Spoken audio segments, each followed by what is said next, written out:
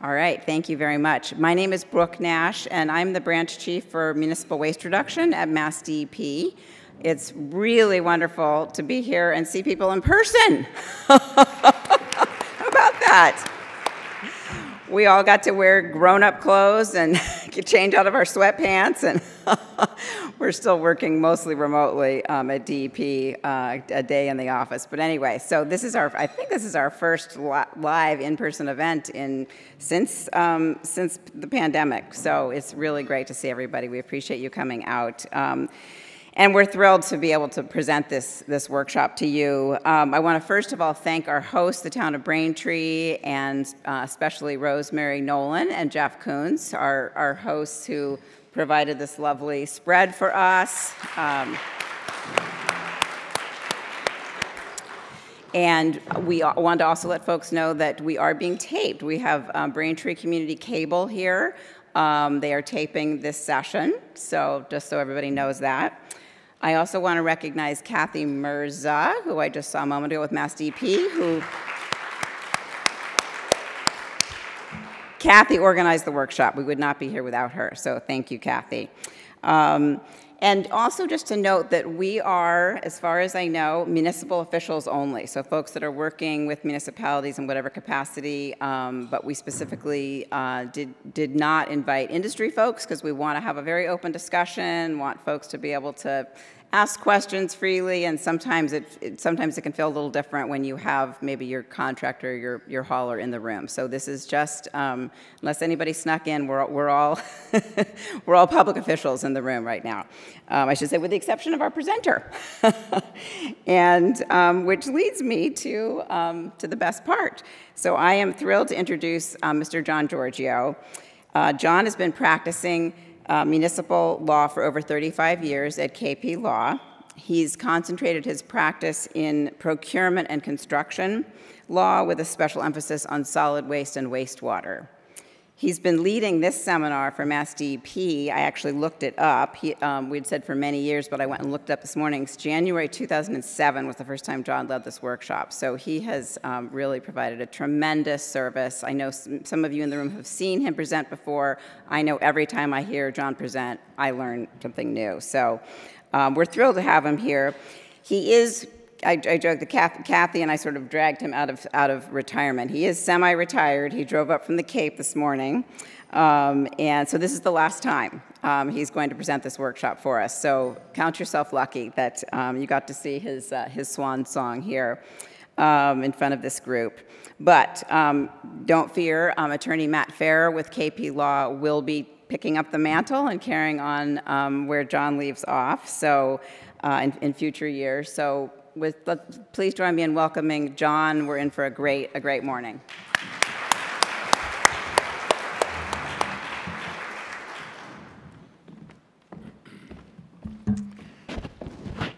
Thanks very much, Brooke, and thanks for making me feel so old. Good morning, everyone. I want to do just a quick survey around the room. How many of you are elected officials, select board members, mayors? Do we have any elected officials here? Oh, that's good. Then we can really talk. How about town managers, assistant town managers? Great. And DPW directors?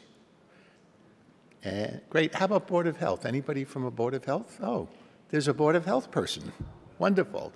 And how many of you have been to one of my seminars before? And so we have quite a number of new faces here. That's great. The way I like to do this is I want to encourage you all to ask questions as we go. I find that's better. So just raise your hand if you don't understand something I'm saying, or if you have a particular issue that has come up in your town. I really find the benefit of these seminars, obviously, is you all get to talk to one another and not just to listen to me rattle on for 3 hours. But we will take a break about halfway through, depending upon where we are. If I start moving faster, than I have been. It's because we have a lot of material to cover today, and I want to get through it all. So we're going to break this up into 4 parts. The first part is going to be general contracting issues for municipalities. The second part, we're going to talk about Chapter 30B and procurement. And I know you're all saying, well, most of these contracts are exempt from 30B. That's true, but still, it's my recommendation that you engage in a procurement process before you actually sign any kind of a significant solid waste contract. And the third part, we are going to talk about what I call contracting best practices, where we'll talk about some of the kinds of things you need to consider, including in your contract, the pros, the cons. We're going to talk about one of my favorite subjects, which is the prevailing wage law, which is a minefield. So we're going to talk about that. And then lastly, there are a bunch of other issues I'd like to touch on. Solid waste user fees, municipal finance questions, should you be regionalizing with other towns and municipalities in your area, long-term disposal contracts, and then landfill and transfer station operating agreements. So that's a lot to cover. So without further ado, I'm going to get into my presentation. Sorry?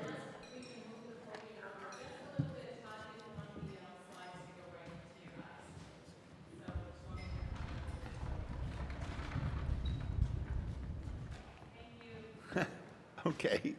Sorry over there. I'm closer over here now. So the first question that I wanted to address was, okay, who gets to sign your contract for solid, whether it's curbside collection or a recycling contract?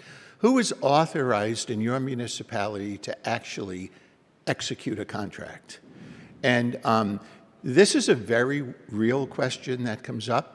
And it's a very important question because if the individual signing your contract is not duly authorized, then there's no contract. It's basically void and unenforceable.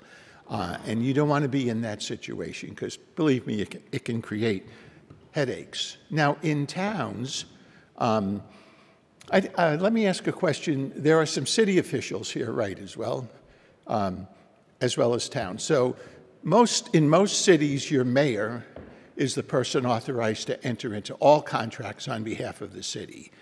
And in a town, it very much depends upon what your local charter and bylaws provide. Many towns with a town manager form of government, the town manager is expressly authorized to sign contracts. But in most instances, it probably is going to be your Board of Selectmen or Select Board that's authorized to sign the contract. So you need to be cognizant of, again, what your charter and your bylaws say, and just to make sure that there's due authorization for the person signing the contract. Now, every town and city has a chief procurement officer. That came into being when the Uniform Procurement Act was first enacted in 1989. And a chief procurement officer essentially manages procurements on the part of the town or city, but under the law, that individual does not have any authority to sign contracts. So that's, unless you have, and I'm not sure I've ever seen this, but unless you have a bylaw that gives that person the authority to sign. Any questions? Okay. DPW directors, no. Except in a very extraordinary circumstance, you might have a town meeting vote that authorizes a DPW director to sign contracts, but if I was reviewing that warrant, I would advise against that because you do not want to diffuse your contracting authority. You want to keep it centralized with the town manager with an elected official. So DPW directors should not be signing contracts. Yes, Rosemary?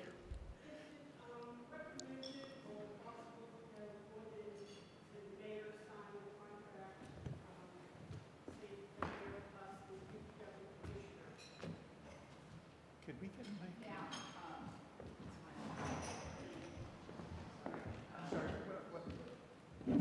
Brooke is going to be the roving mic. I'm sorry about that. Hello? Yeah.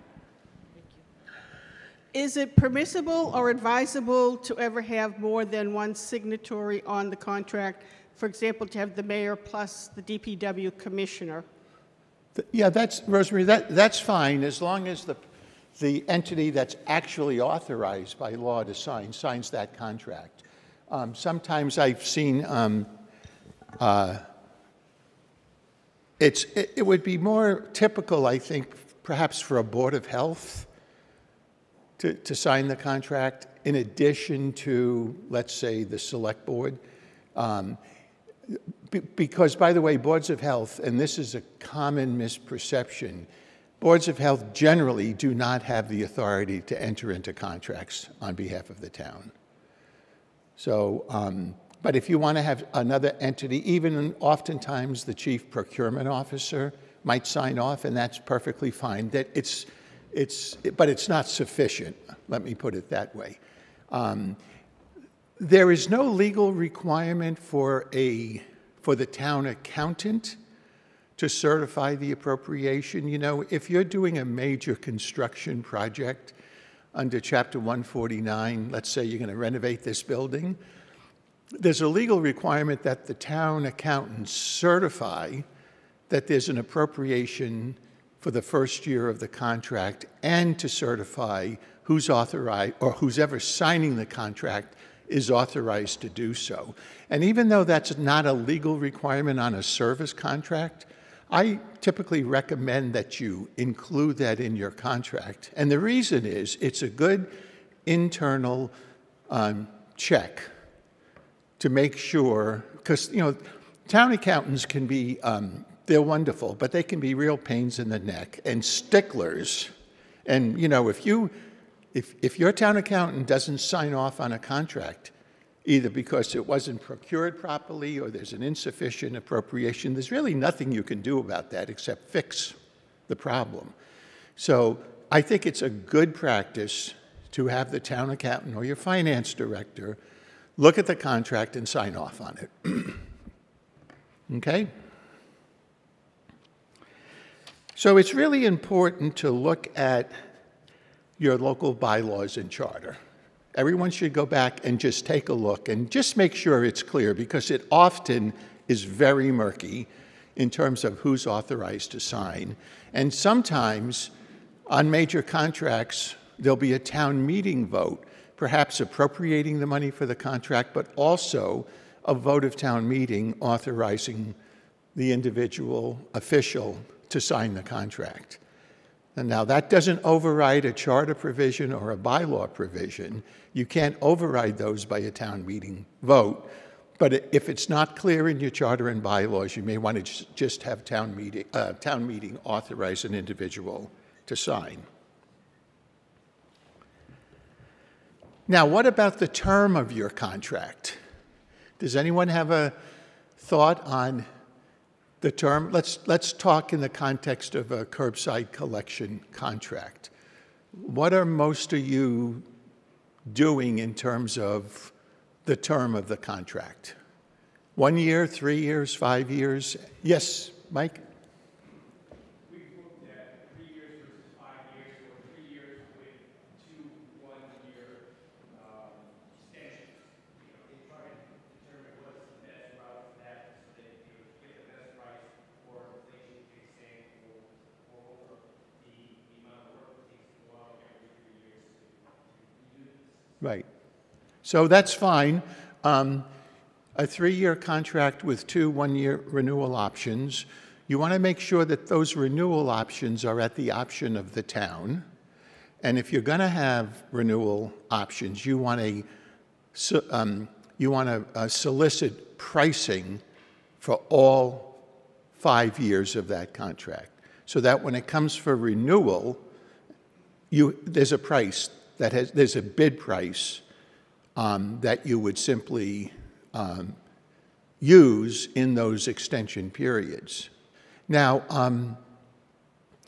30B, as many of you probably know, has a provision that says a town may enter into a contract for up to 3 years, including all extensions or renewals, unless authorized by a vote of town meeting or the city or town council.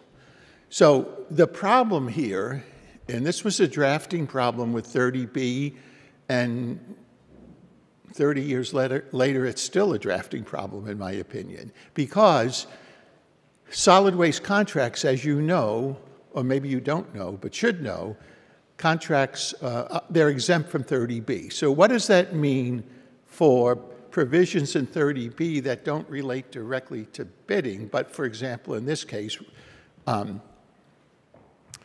involve contract terms? I've always recommended that you apply that 3-year rule, even in a solid waste contract. Now, there are some towns that have bylaws or town meeting votes authorizing 5-year contracts. That's perfectly fine. But if you don't have that, you would be well advised, like in Mike's case, to go to the town council with a C, that's their legislative body, and get an authorization for a 5-year contract, unless you have something in your charter or bylaws that authorize that. Okay, are there any questions about that? I got to warm this crowd up a little bit, I think. Yes, Kathy?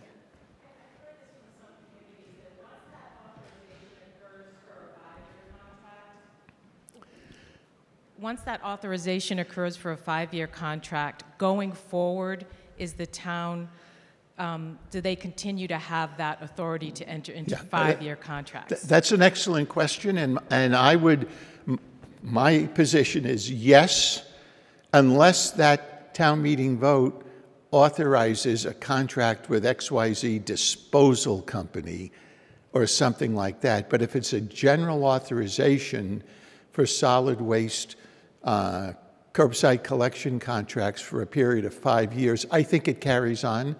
However, best practices, get a bylaw on the books. And then there's no, because the other advantage of that is, you pass a bylaw, it gets approved by the Attorney General, it goes into your code book, and it's there for everyone to see. I got a solid waste contract yesterday, and I'm scratching my head going, now, did they ever vote to authorize a 5-year contract? And, either you have to have the institutional memory or you have to go back through the town meeting votes. I usually ask the DPW director to do that, to see what has been authorized. So the best practice is a bylaw or an ordinance, and it's on the books. Now, the Inspector General takes the position, and I believe the Attorney General as well, that a generic, that when you enact a bylaw or a town meeting vote, it can't be a general authorization for multi-year contracts. I'm not sure I agree with that, but that's the position they take. There is language in 30B that says it can be for classes of contracts. So you should check with your counsel about how to word that town meeting vote or your bylaw. But definitely, if you wanted to track the exemption in 30B for contracts for solid waste collection, processing, transportation, and disposal, including recycling, just put all that in so there's no question of the due authorization to issue that procurement. Do you need the vote of town meeting in advance of issuing a procurement? No. But your RFP should state that the award of the contract will be subject to an appropriation and an authorizing vote by town meeting.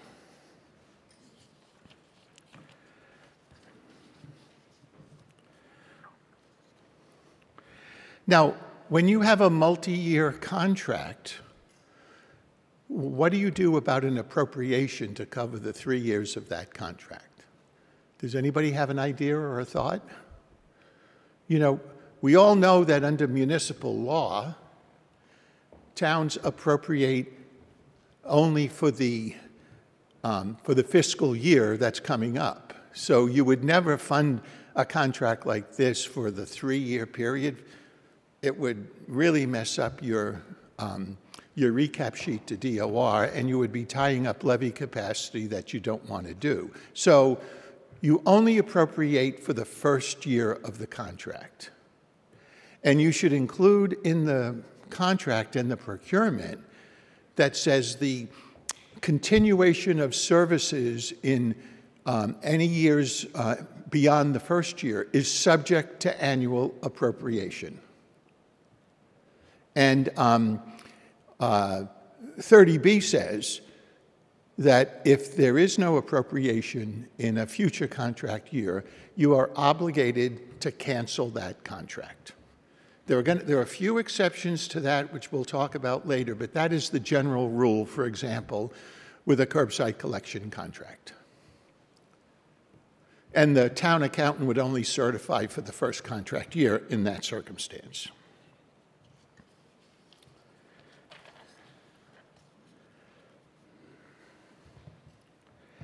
So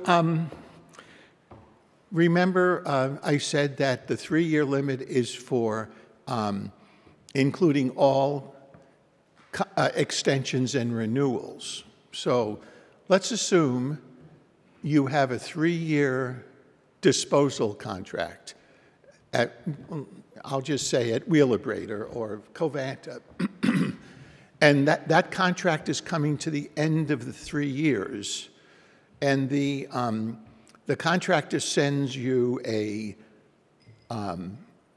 proposal for a renewal and a 3-year extension agreement, right? So if you just sign that, and we'll talk about whether you should go out to bid in that circumstance first, but if you agree to that 3-year extension, you have now created a 6-year contract. And you may not have an authorization to do that. So my recommendation is you just sign a new contract. It can be exactly on the same terms and conditions, but it's just a new contract with a 3-year term. And so you would avoid any issue about whether you were authorized to enter into a multi-year contract. Okay?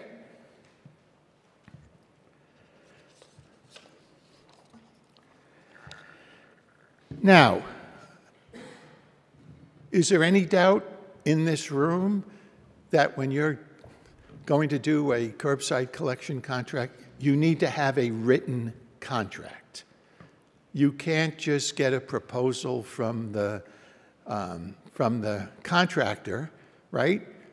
Have them send you you just have them send you a bill or an invoice, and you simply issue some kind of a purchase order.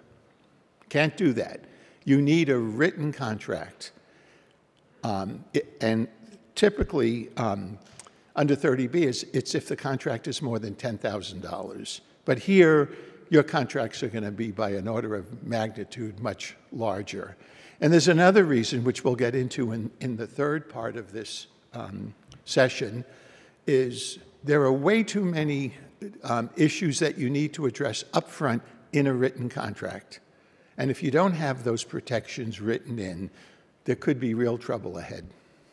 Okay? And just remember that if you enter into a contract, in violation of law, you are precluded from making any payments on that contract. I can't tell you how many times I've been asked, not just in the solid waste contract, but for all kinds of contracts for goods and services. Oh, we we're now in the 4th contract year, and we only had the RFP said 3 years. There's not an appropriation. Oh my God, the DPW director signed this contract. You can't pay for services rendered. And that may strike everyone as very unfair to the vendor, but what the courts have said is, look, if you're doing business with a municipality, you are charged with knowing what the rules are with regard to municipal contracting. And the public interest is served by ensuring that public funds are not expended for a contract for a contract that is in violation of law. So how would you get out of that if your town accountant came to you and said, "Whoops, sorry, I'm not paying this invoice. I know it's for $300,000, but I can't pay it because my job as the town accountant is not to approve warrants for payment unless the accountant is satisfied that the goods or service was properly procured and that the contract did not violate state law." What do you do at that point? Anybody? Yes?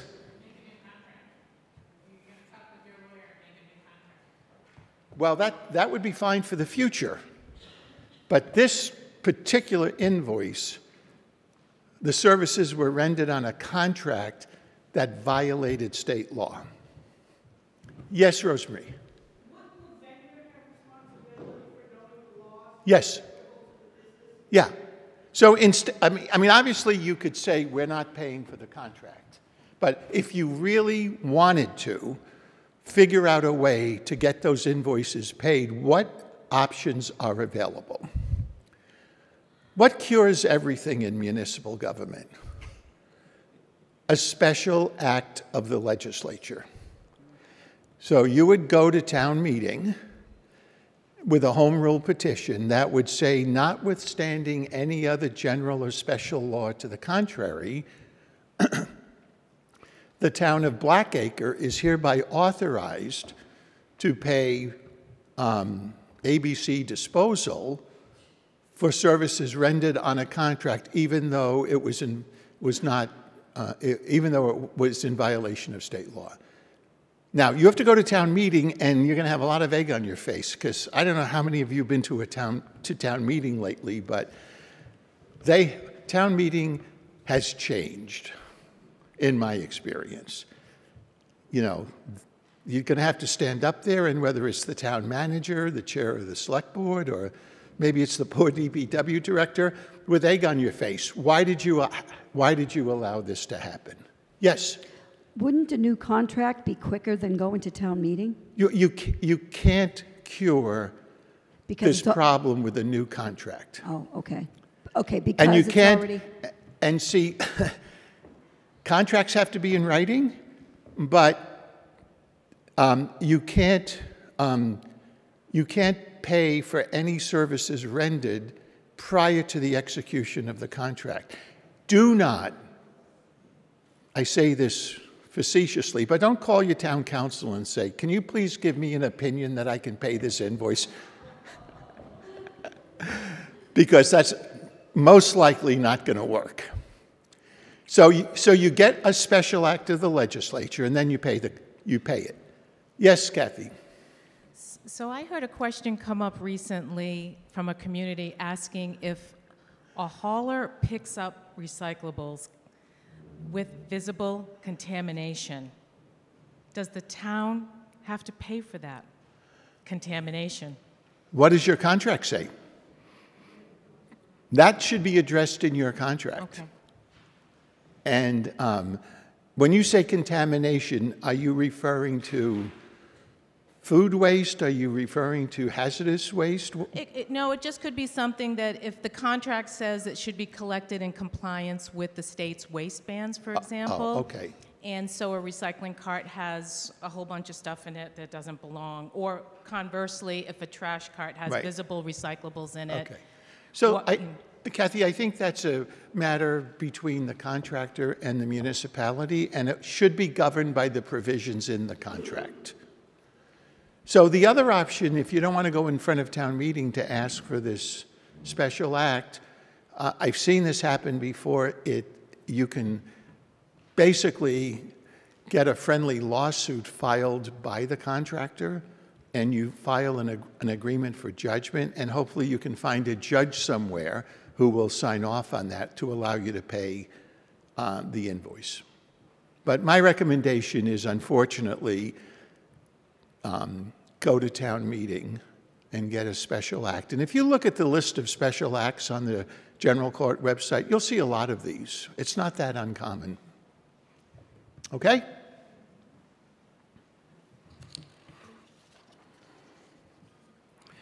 So I mentioned earlier about having a written contract, and I have provided, I'm not going to go through all of these, but I have, are we on that?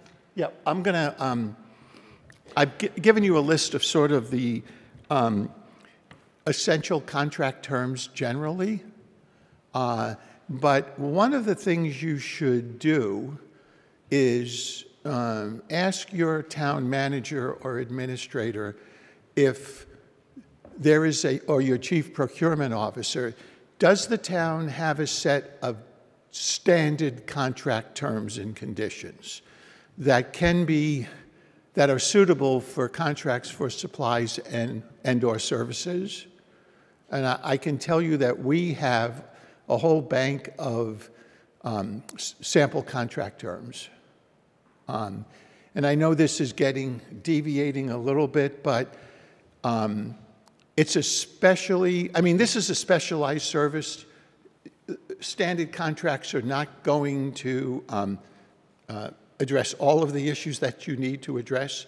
But my most unfavorite situation is the town will send me an engineering agreement to design a new sewer system, and it's a $500,000, $600,000 contract.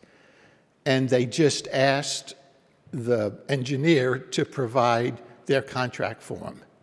Do not, under any circumstance, sign that contract form without a thorough review by your council.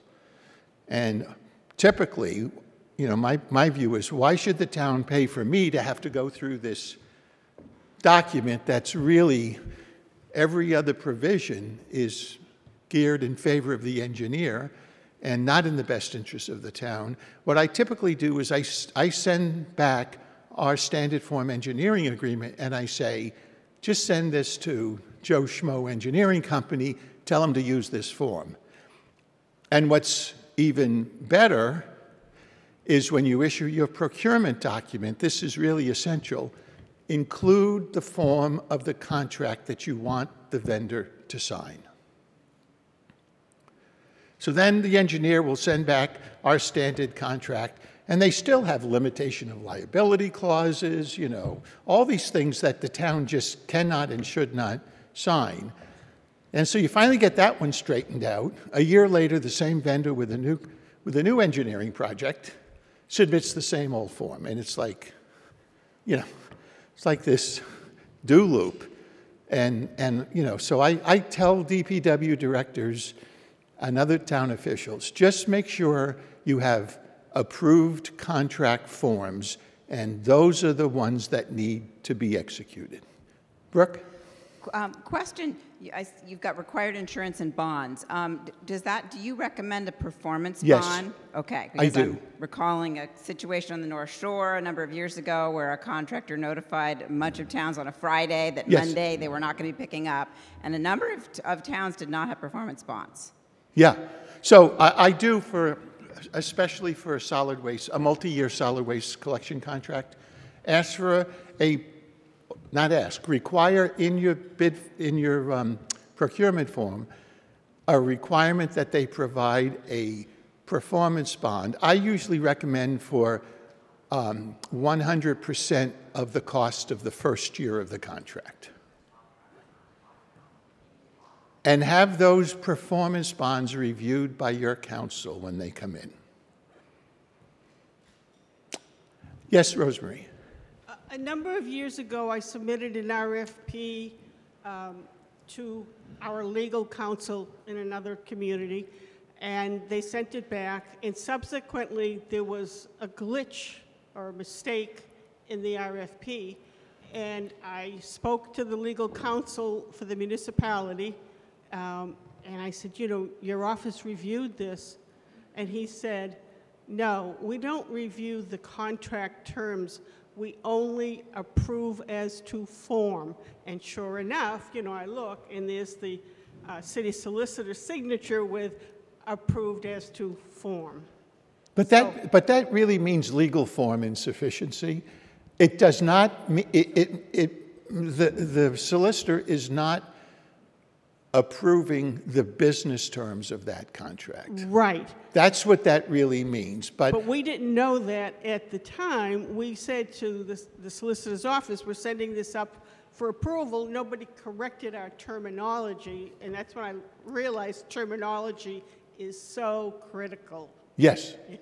I sign all my contracts approved as to form. That's just what I do.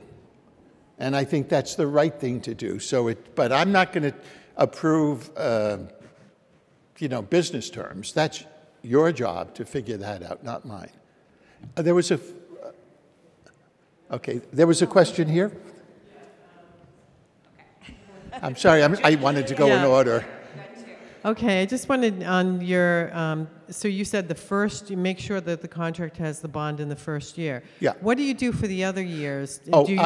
I'm sorry, you require that it be renewed. Yeah, because that's probably like where a ball could get dropped, right? My thought is, you know, performance bonds can be expensive, and it's based upon the amount of the bond. So I think it's more cost efficient, because that's going to be built into your contract price. It's more cost efficient to require a bond for the first year and then require renewals. Now, the problem with that is, and this comes under the umbrella of contract management, I don't want to hear, oh, gee, yeah, you know, we signed that contract, but I didn't pay any attention to that. You know, the performance. And so 2 years later, there's a problem, there's no performance bond, you don't have updated wage rates, just all sorts of things that can occur. So especially, I think we'd all agree that a solid waste collection, curbside collection contract in your town, whether you're a big town or a small town, is going to be, comparatively speaking, a significant contract.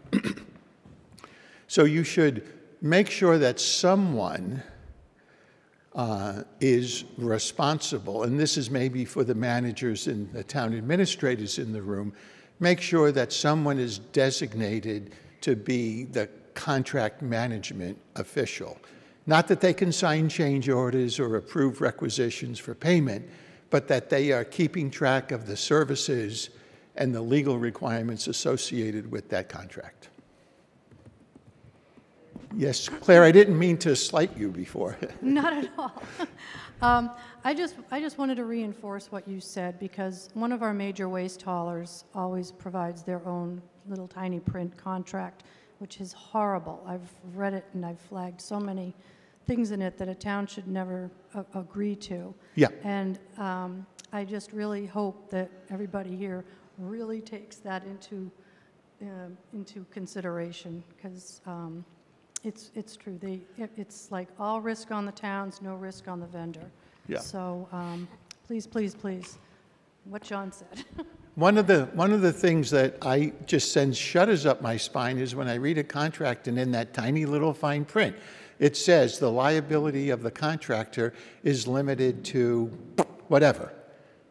And I don't think that's legal. I think it's against public policy, and I never, ever recommend that. And I feel oftentimes like writing back to the DPW director or whoever and said, how many times do I have to tell you this? You know, this, and I never say that, of course, but I'm thinking it. But and I probably should have done a slide of things not to agree to in a contract. I'm going to add that, and we'll have it in here for next year. Because that's probably more useful than just the list that I have.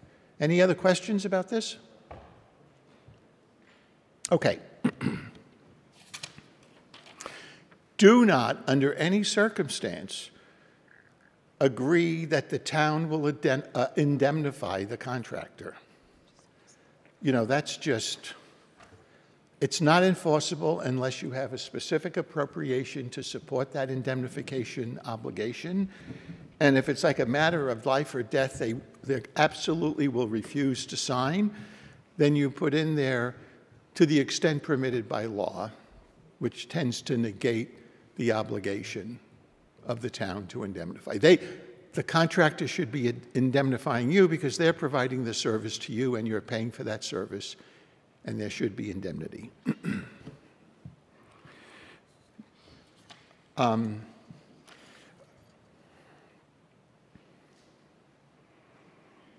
Yeah, okay, that's good. We've covered most of the points on that next slide.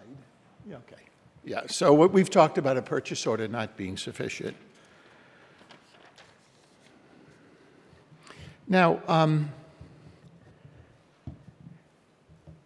contracts are subject to annual appropriation, right?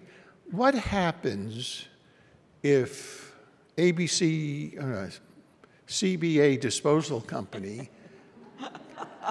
comes to you with a contract to provide curbside collection services for a 5-year term, and they're going to go out and purchase the equipment, and they're going to amortize that cost over 5 years?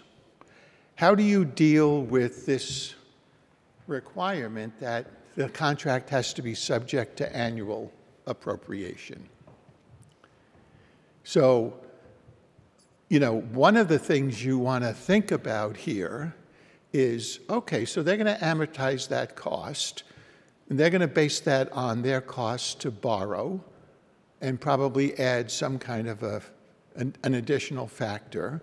And is that really the most cost-effective way for the town to pay for this service? Has anyone ever considered having an upfront payment with the town owning the equipment at the end of the contract? Sometimes you'll see provisions where there's a obligation, and these are in like lease purchase agreements.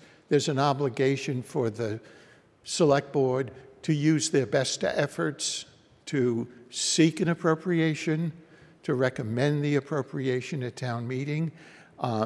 There is some case law that basically says if this is a recurring service, you really can't cancel a contract for lack of an appropriation. I think that's a little bit of an outlier, but you want to make sure that you have built in sufficient incentive for the contractor to go out and purchase the equipment while maintaining some control over that so that the town is not left out to dry, so to speak. I think you probably should assume that there is a good faith obligation to seek that appropriation every year from town meeting, and your contract probably needs to identify what happens if. Have any of you had that issue come up in a contract? Yes. Yeah.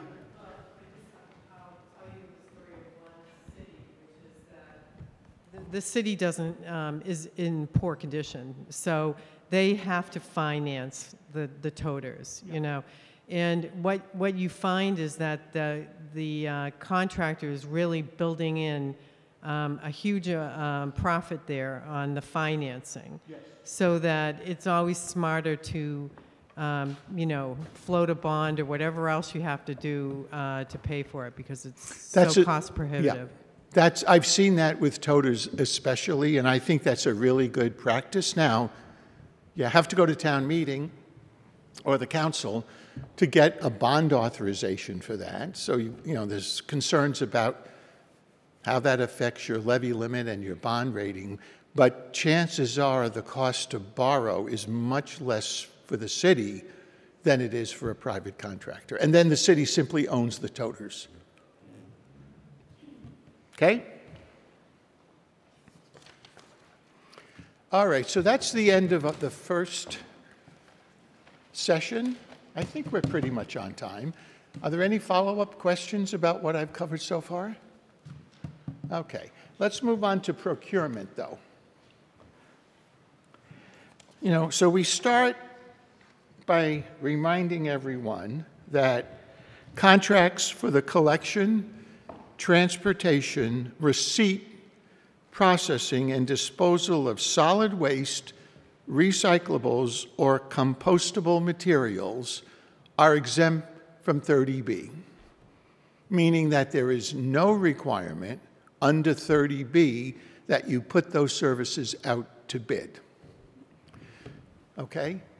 I'm going to tell you right now, well, before I tell you something, a couple of things about that exemption. It doesn't apply to what I call hybrid services. So, for example, if your contract is not only for the transportation of your materials to the place of processing or disposal, but it includes the operation of your transfer station itself, I don't believe that's exempt from bidding under 30B. And then always check your charter and bylaws, because there are still bylaws out there, even though when 30B came into effect in 1989, I advise my municipal clients to really look at your competitive bid bylaws and make sure that they are revised to reflect the requirements of 30B. So occasionally you'll still see a bylaw on the books which you have to comply with, even if it's more stringent than 30B. So if you have a bylaw that says all purchases over $5,000 must be put out to bid, that applies to you, notwithstanding the exemption in 30B. So what is the best practice here when you can go out tomorrow and enter into a contract with a hauling company, a $3 million contract? What do you think about putting that out to bid, even though it's not legally required under the law? And I'm not going to ask who has done that. I would like to hear your thoughts, though, as to whether you think that's something you would consider doing. Yes? You go out to bid. Right. That has been my experience as well, and I always recommend it, especially today where there's been so much concentration, mergers and concentrations in the hauling business, that your only real protection is to maximize competition for the services. And don't assume, I'm not disparaging them, but some of these big haulers have these really nice salesmen, is basically what they are. And they'll come, they'll take you out for a coffee. Don't spend more than $50. And they'll say, hey, we can provide this service. You don't have to go out to bid. Well, the devil's in the detail. You have no idea whether that price is competitive or not. You have no idea what kind of contract terms they're going to foist on you. And this also applies to contract renewals, right? You've had a 3-year, perfectly fine contract with a collection company, and they send you a proposal for a 3-year extension or another 3-year contract with pricing, and they say, well, here, and they send you the contract form to sign. That, you don't want to go to town meeting and explain why you're seeking a $3 million appropriation without competitive bidding. That's the other factor here. So I think you should, this is part of contract management. I think you need to be proactive. You need to anticipate when your contract is going to expire. And you can tell your hauler, listen, you've done a great job, but we're going to issue an RFP, and we really hope you submit a proposal. But please sharpen your pencils. That's the whole point of a competitive bidding process. Does anyone disagree with that? And please, I mean, this is just my opinion. Are you bound now by the bid that they submit, or can you ask them to sharpen their pencils a little more? You could. You could. You get that proposal back from them. Let's say you don't want to go out to bid. You get that proposal back to them, and you say, no, we're not going to do this. You've got to sharpen your pencil. This is how much we think. And you can negotiate that. Also, and I'm going to cover this in just a minute, in your procurement document, you want to reserve the right to negotiate with whoever is if it's an RFP, it would be the most advantageous proposal that you receive based on price, but then you sit down with them and say, okay, we need to negotiate this more. And as long as you reserve that right in the RFP, you can do that. You know, and I know how stressed municipal officials are, particularly DPW directors. You've got so much on your plate. You got people yakking at you about the roads and the snow plowing and the this, that, and the other thing. You barely have time.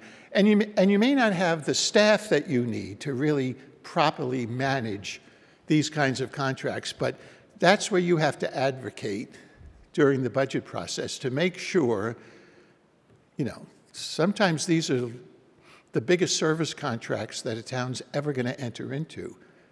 And you have to make sure that you have sufficient staff, qualified, trained staff, not only to help you manage the contract, but to manage the procurement of those services. Yes, Rosemary? John, do you find it advisable for a municipality that's happy with their hauler to say that we're going out? Sorry. Step it up, would you?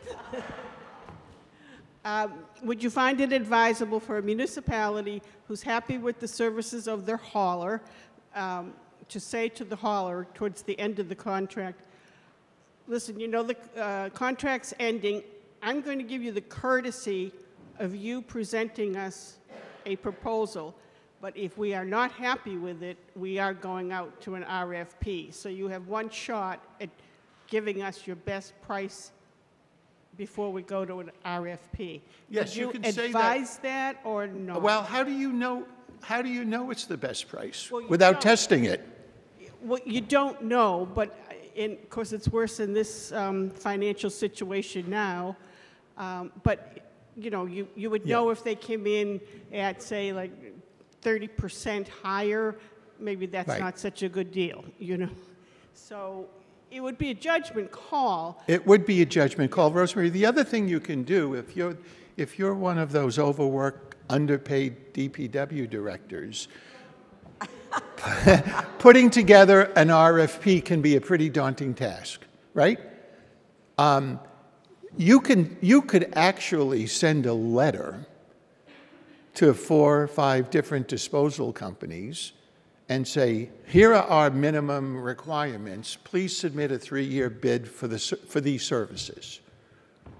And you could even use the scope of services in your prior contract and say, we're happy with this scope, we want bids. You can do that. And that will give you some competitive advantages. But when you do that, you know, under 30B, you can solicit 3 quotes rather than under a certain threshold. But you want to make sure that when you solicit those quotes, that you provide them with your contract form that has all the protections in it. Because contract provisions either cost you money or they save you money.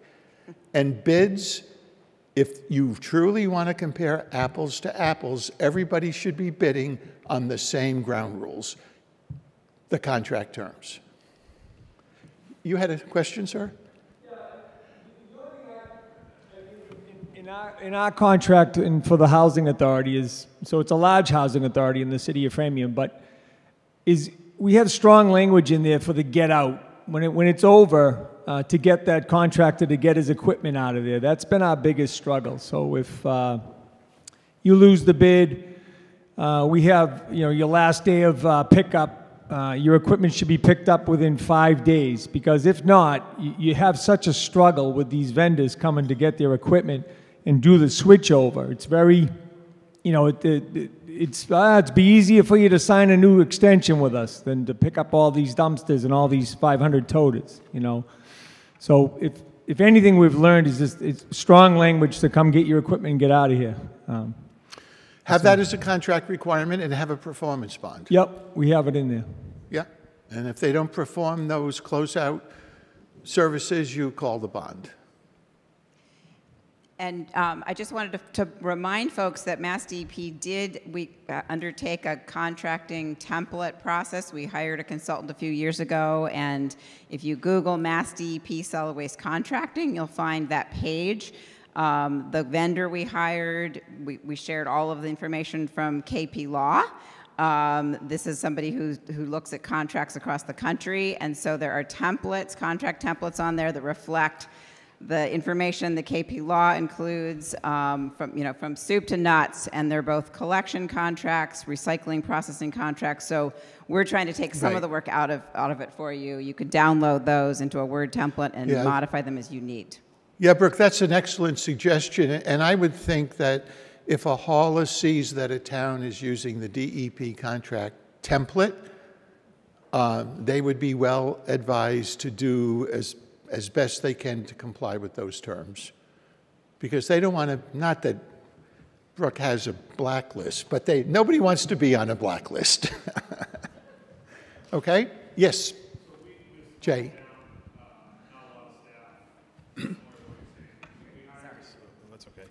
From a small town in Marion, not a lot of staff. So when we went through the RFP process, we were transitioning from curbside with our guys to hiring a consultant, an outside vendor, and we hired a consultant that did the process for us. It was real cheap, didn't cost a lot of money. He wrote the RFP. He talked to all the different vendors to make sure that we got a bunch of bids. Helped the select board and myself through the RFP process, and at the end of the day, it was really valuable. It was worth it. It was so worth it. Yeah, I mean, that's a good suggestion, Jay. And he had relationships with all the different vendors, so it really It's helped. not unlike hiring an owner's project management for a manager for a building project. You can get that kind of expertise, I mean, it costs money. But you said it wasn't that expensive. Yeah. Okay. I hope that consultant doesn't watch this tape, because he'll raise his prices now. Just a quick add-on to that note about a consultant. I just want to remind folks that if your community has earned any grant funds through the Recycling Dividends Program or RDP grant, then it's an approved use of those funds to hire a consultant to help you with the contracting process, with the procurement process. So I just wanted to shout out that reminder. And of course, don't hesitate to contact your recycling coordinator from DEP. They do a fantastic job in providing support to municipalities. So don't ignore that resource that's available, right? That's available? Thank you, John. And we have a number of them in this room. Yes, our municipal assistance coordinators. Yep. So if you Why don't we identify can we identify the recycling? Stand up. What region? Why don't you, wow, okay. Okay, Irene, you want to say what region? Just say your name and what region. Irene Condon, Central Mass map. Julia Green, Northeast 3. Missy Halifax, Southeast 2. Susan Wade, Western District. And Janice Pryor from Northeast 1. And I'm here for Southeast 1, Peter. And Brooke, I assume folks can go to your website Yep. and find the contact information Google for their Mass regional MAC? DEP Okay, great. Municipal Assistance Coordinator. Okay. Yes. Don't try to search our website. Just use Google.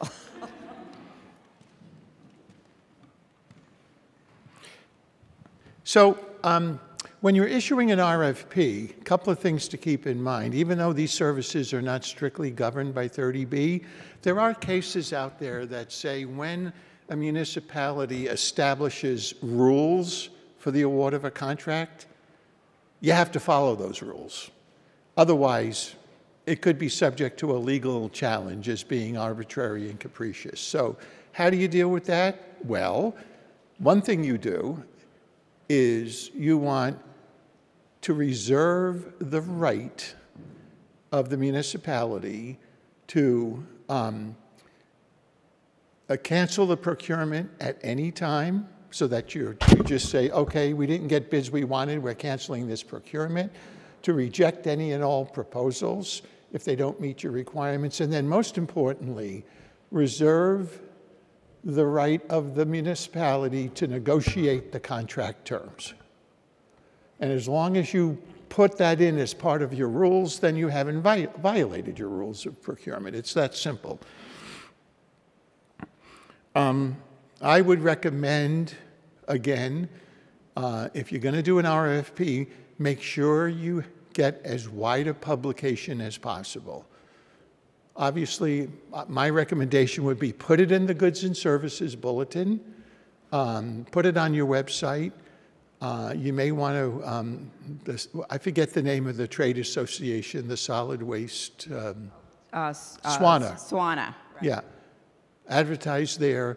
Or, you know, you know, I mean, here in Braintree, you probably know who the major haulers are. You know, do a direct solicitation. You can issue your RFP, and in addition, send letters saying, hey, here's a copy of the RFP. We would love it if you would submit a proposal. Because the key here is things are getting really, really tough out there in terms of contracting.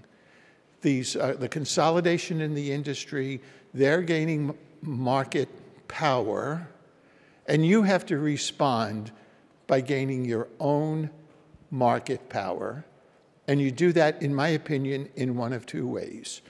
You cast as wide a net as possible for vendors through the RFP process, and you consider putting out RFPs for joint purchasing, okay?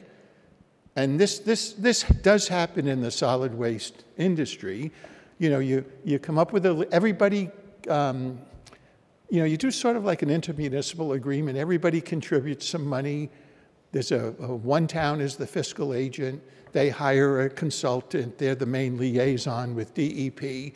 And you put together a RFP that is not just $1 million contract, but maybe it's 10 or 15 million. And then you have somewhat moved towards leveling that competitive playing field. So that's something you should definitely pursue. John, if I could just add to that, the vendors will tell you that's not the way to go, because, you know, Quincy Braintree Weymouth did a Tri-Town Alliance, and we went out to bid together back in 2008. And each vendor, except for one, told us that it would make no difference in cost and blah, blah, blah. And some even refused to answer the RFP in the way we formatted it for the three communities. And in the end, they were wrong and the towns were right. We saved a substantial amount of money because of logistical operations. For example, one town might need 2.5 recycling trucks, another 1.5 recycling trucks. Well, so that town, instead of paying for one recycling truck that they weren't even using for half a day, they shared the cost, and each got the half-day service they needed.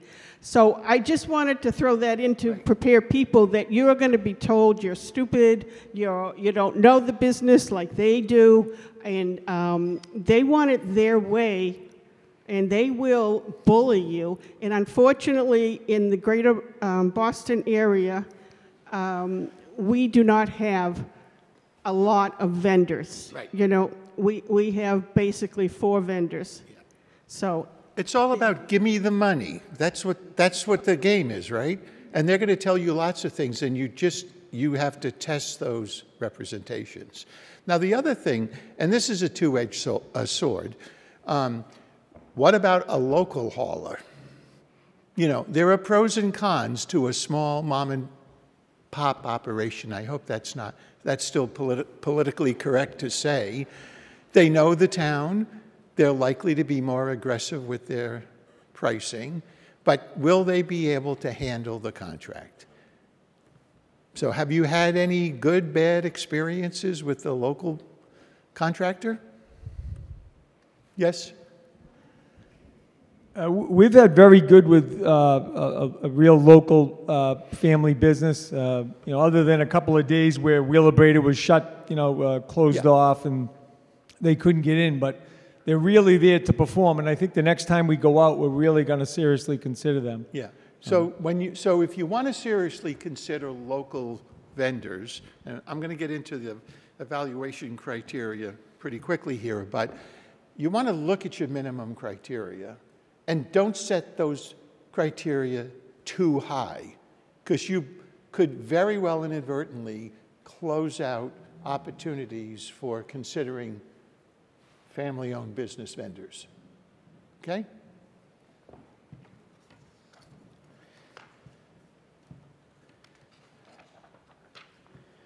So there are basically 2 ways to do a procurement. Well, there's 3 ways to do it. You know, you can solicit quotes, as I've described. Under 30B, that's good for any contract. That's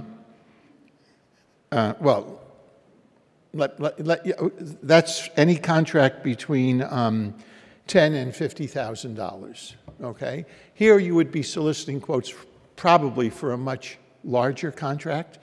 But if you follow those basic requirements, again, include the contract form. Include any of your minimum criteria and just ask for quotes. So that is an acceptable way to go about it.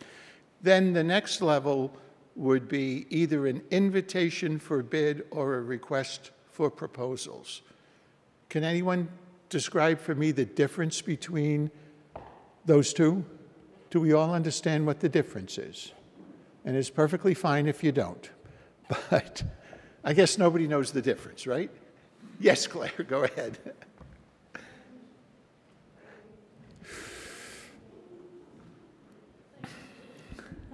Digging back to my 20-year-plus course at the Inspector General's office, an invitation for bids is fairly straightforward. You set the minimum criteria. It's really important to get the minimum criteria right, and just have a straight bid form. And you just award strictly based on price. Right. You award to the lowest responsible and eligible bidder. Right. And responsible meaning they meet your criteria, right? And responsive your minimum meaning criteria. that they followed the directions. And you haven't had any problem, they haven't had any complaints or problems on other similar contracts. Right. You also ask for references. Sorry? Ask for references. So Yeah. you can eliminate a low bidder if they have bad references. Correct. And Eligible means that they have filled out all the bid forms, they've complied with the rules that you established in the invitation for bid. So how about a request for proposals then? It's more flexible but more complicated. You have to set out a grid where you assign, well, when we do it, we assign points to each set of questions that we ask about, you know, how long have you been in business, lots of, you know, how many other towns do you work for, whatever your questions are, and you don't have to award to the lowest bidder. You can base it on how you feel how your bidding committee, your review committee rates each of the points. And you still have some structure, but you have more flexibility, Right. but it's a lot more work. Yeah, so what Claire is describing is when you issue your RFP, you ask for sealed technical proposals and a separately sealed price proposal, right? You open the technical proposals and you first throw out anyone who does not meet your minimum criteria. And that's, you got to be very careful that you don't want to. Okay, is that right? So you want to make sure that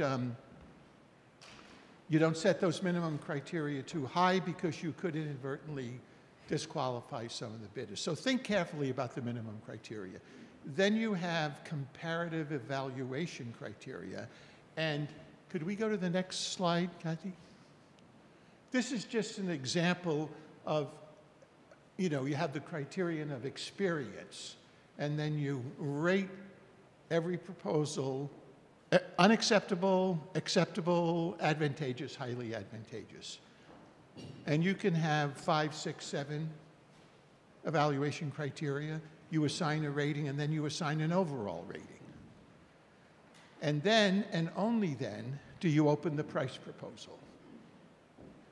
And then you award to the proposer, that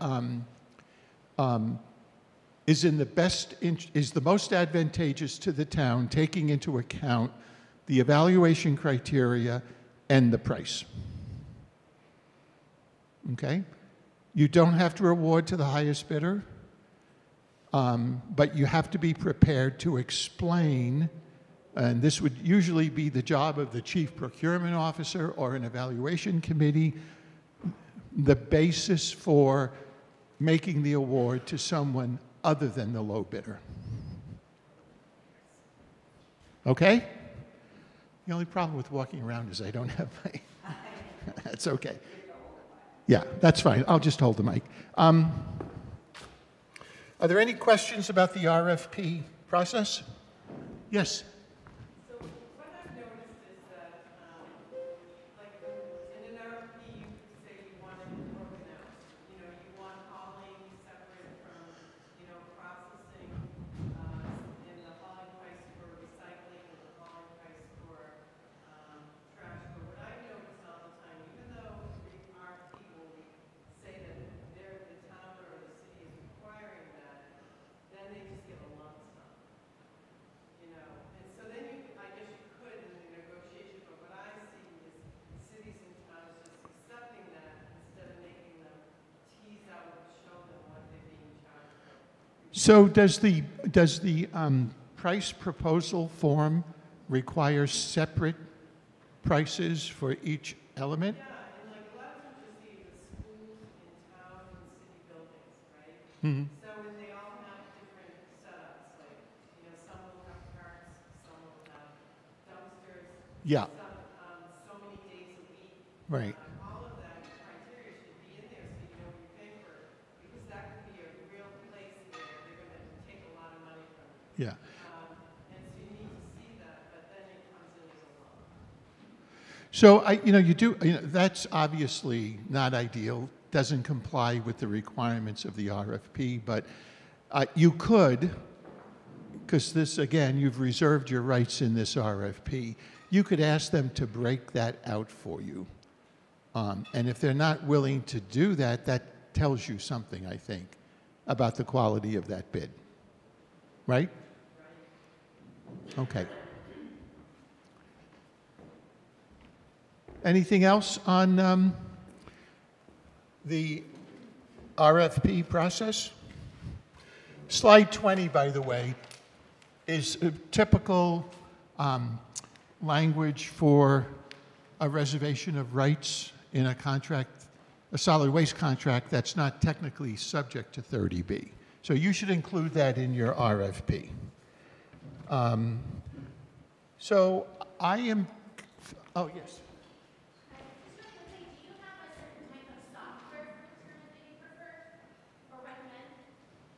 I'm sorry?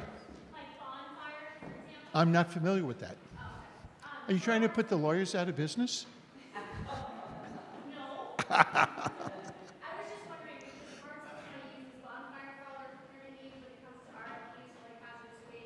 Yeah. Well, why don't you explain that software to everybody?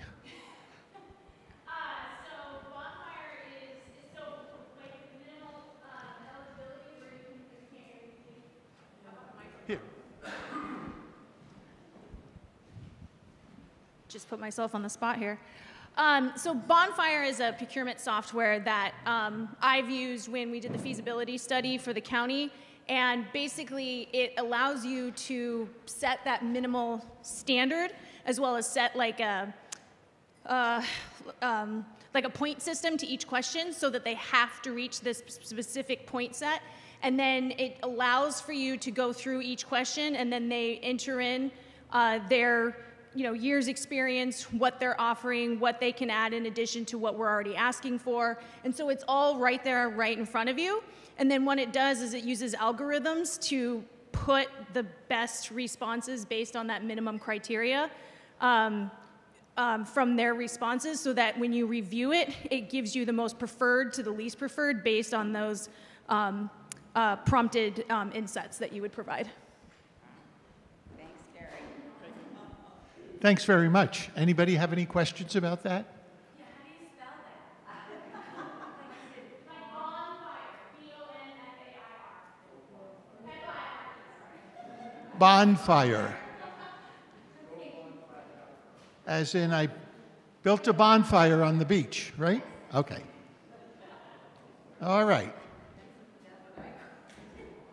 So we have a couple of more minutes on this part of the presentation, which is about procurement. Does anybody have any words of wisdom to impart to your colleagues in the room about what to do and what not to do, what's worked for you, what hasn't worked? Horrible stories about procurement's gone bad? Mike?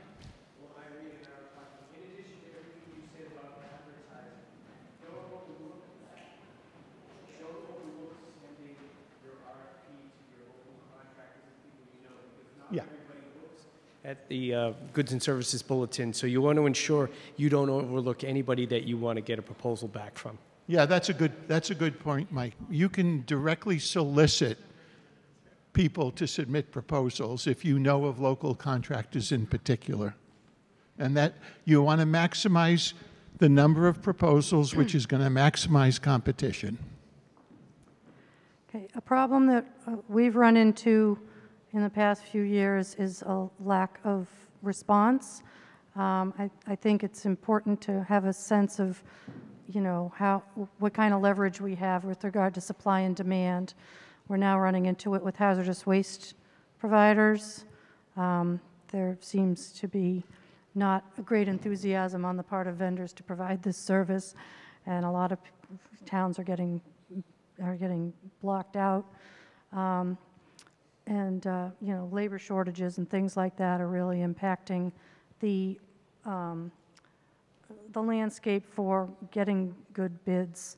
So I think a few of us put together a regional or multi-town RFP a few years ago for recycling processing, and we set the bar, pretty high, and we didn't get any responsive or reasonable bids. So I think you need to have some awareness of, who's in the driver's seat, basically, and it's a little scary to not have much competition, because you really don't have that much leverage when that's the case. Has anybody in this room walked away from a negotiation with a solid waste hauler because you were unable to achieve acceptable contract terms? Has that happened to anybody? So what's the problem? Sorry? It's scary. That tells me something, I'm not sure what it tells me, but it tells me something. You need to examine carefully what you're willing to accept and what you're not willing to accept.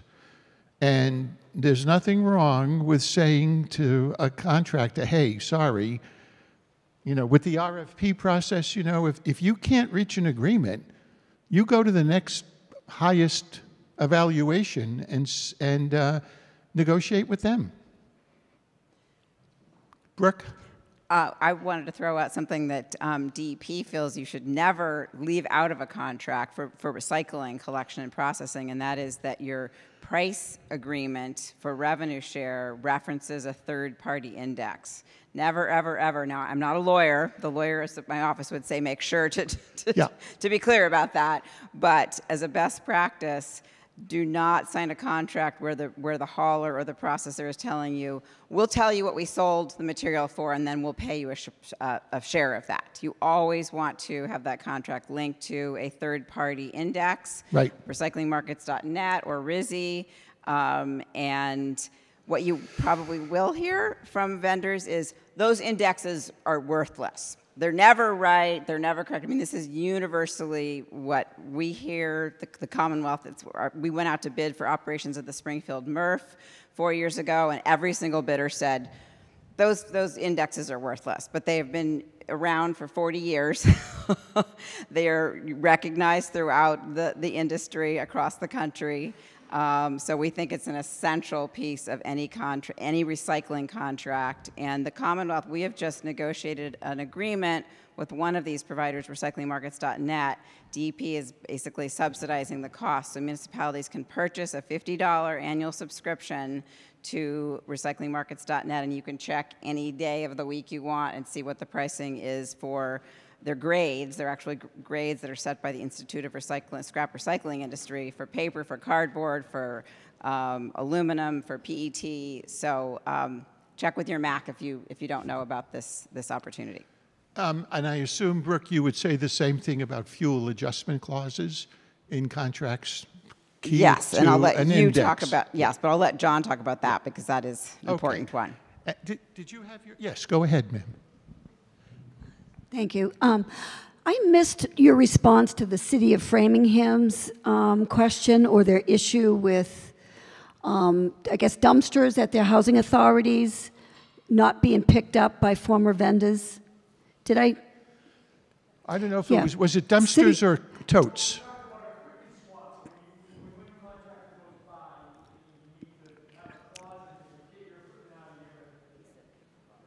Okay.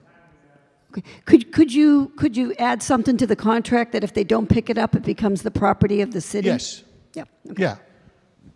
Or you put a claim on the performance bond, but probably, saying that if your equipment is not picked up within X number of days after the termination of services, then, the title will revert to the town. If you want the equipment, it could be a bunch of garbage too.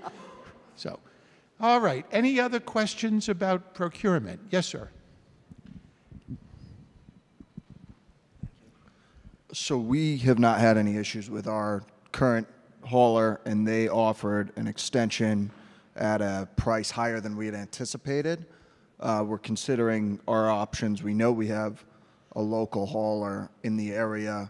Could we essentially informally negotiate proactively with other haulers, but disclosing the price that we received as an extension from our current hauler and trying to see whether or not the market would really be there if we wanted to go through a more formal solicitation process?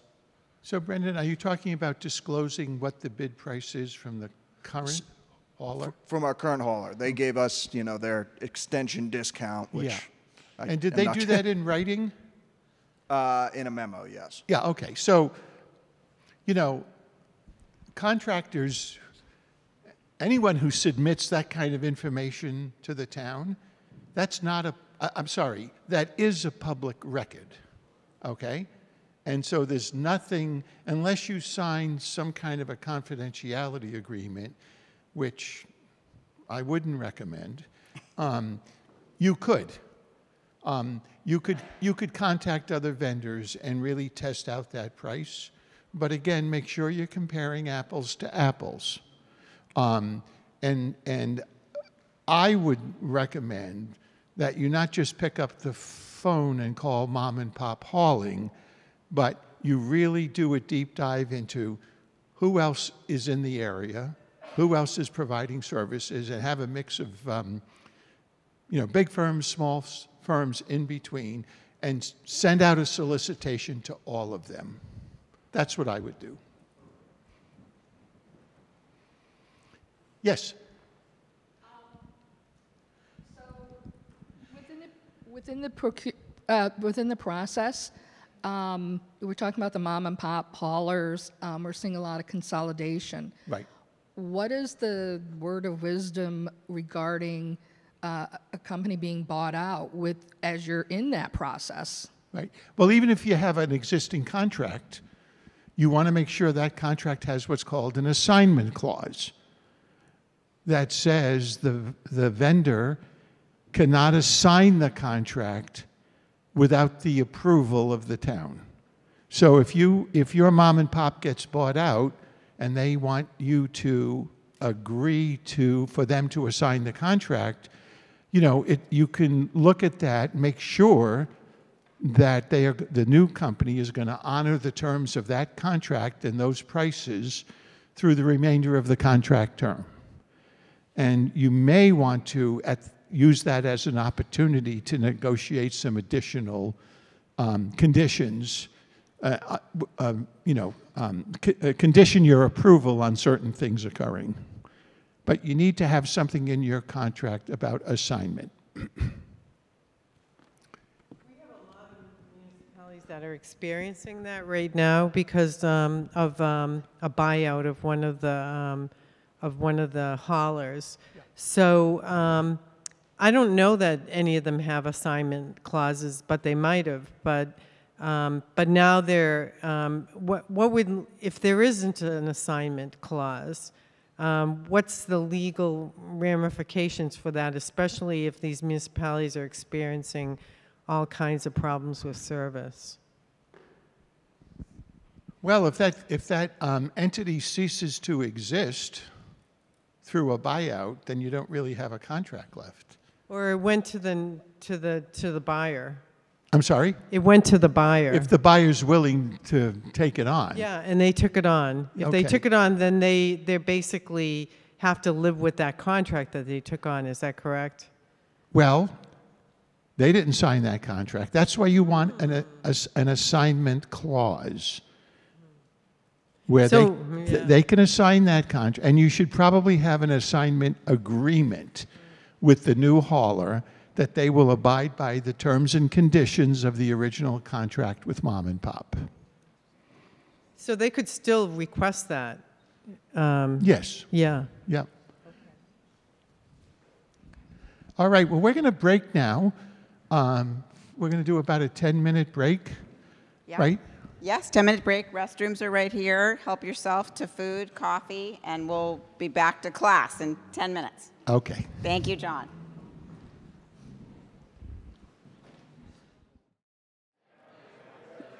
We're going to get started again, and I want everybody's attention before we resume. Don't want to call names, but Irene and Claire, you're called to your seats. Thank you all. So we're going to put John on the spot now before we go into part 2. We wanted to recognize and acknowledge him. So, John, I want you to come up here. And I'm going to read to you. So Janine is the provider of this, but if you can, we'll tip it just a little bit. We have a beautiful, it's a cake of appreciation with a certificate on it. We're going to get a picture of you, John, but I will read it to you. Certificate of Appreciation. The following award is given to John W. Giorgio, This certificate of appreciation is presented to John Giorgio for his many years of providing education and legal guidance to communities throughout the Commonwealth of Massachusetts. Through his work, he has empowered so many municipal officials by sharing his wisdom and knowledge of the complicated world of municipal contracting. So thank you so much to John.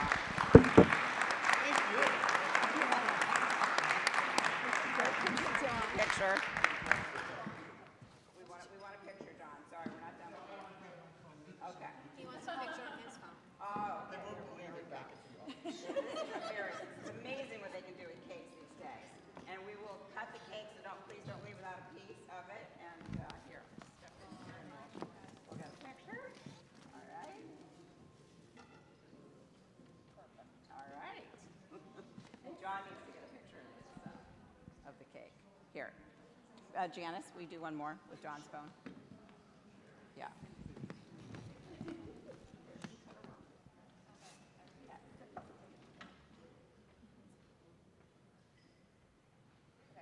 All right. Thank you, John. Please, everybody, help yourself to a piece. We'll be back at the red table, and there's... Oh, you need the box. And if you do not care to have a piece now, there are also to-go containers.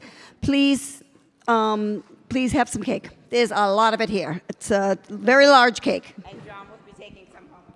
Yes. All right. Thank you guys so much. That's very thoughtful. Questions? So we're going to go on to part 3, but before I do that, I had a question at the break, which I think is a good one, and I'm going to let Mike McCall. Do you want to ask your question? Can you try to... Ask them both.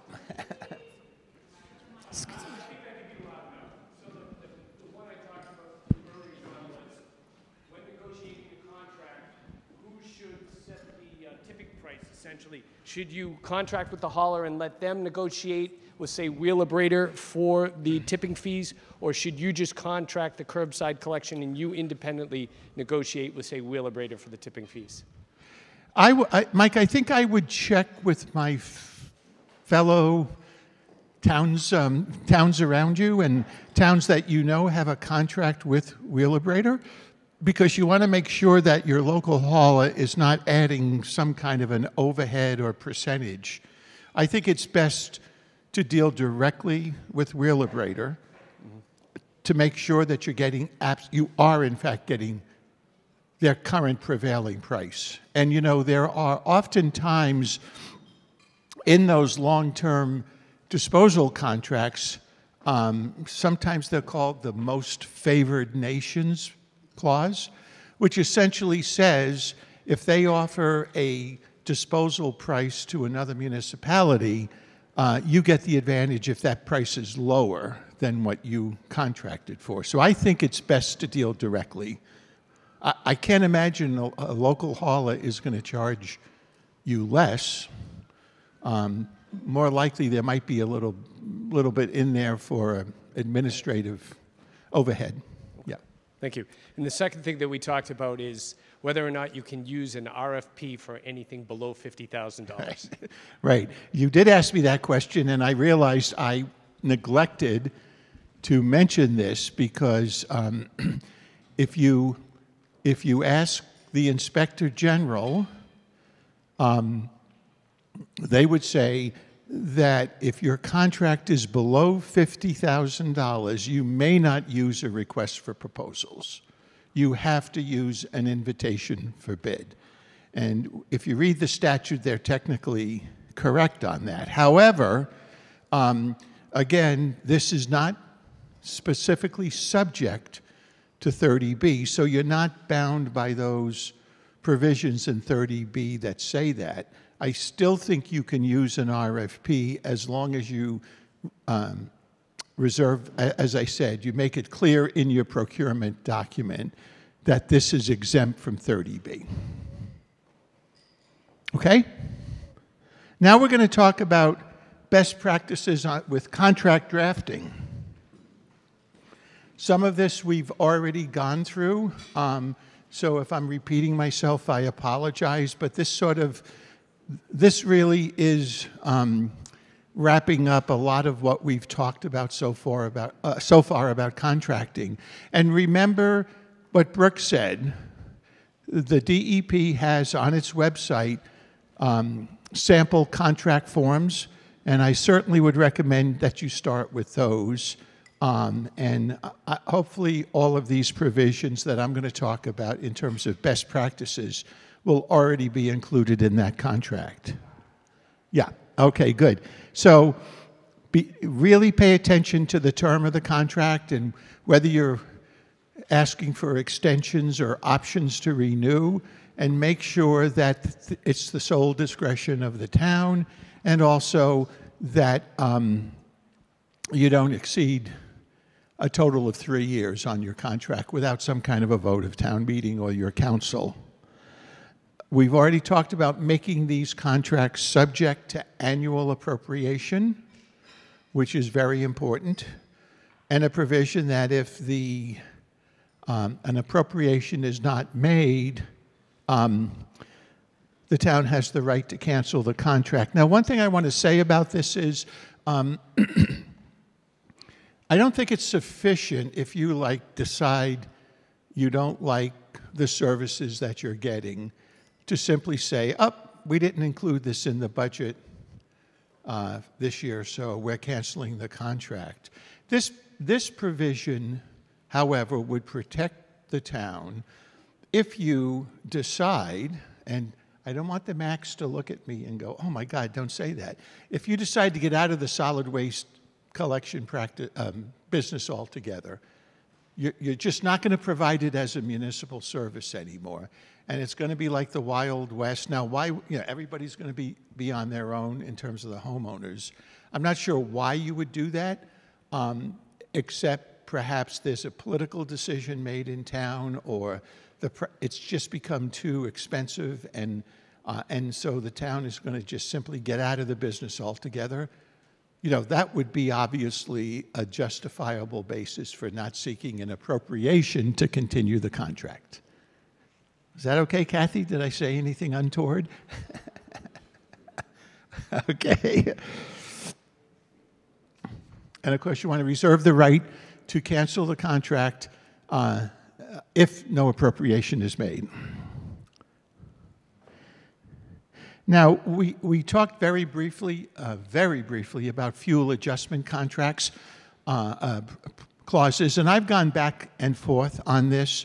I think given especially now, the volatility of fuel prices, and this has been going on for a while, you're probably not going to get away with not having some kind of a fuel adjustment clause in your contract. However, apropos of what Brooke was saying, you don't want to just leave this to the absolute discretion of the contract to send you a letter and say, oh my God, the price of fuel has doubled, we're doubling your price.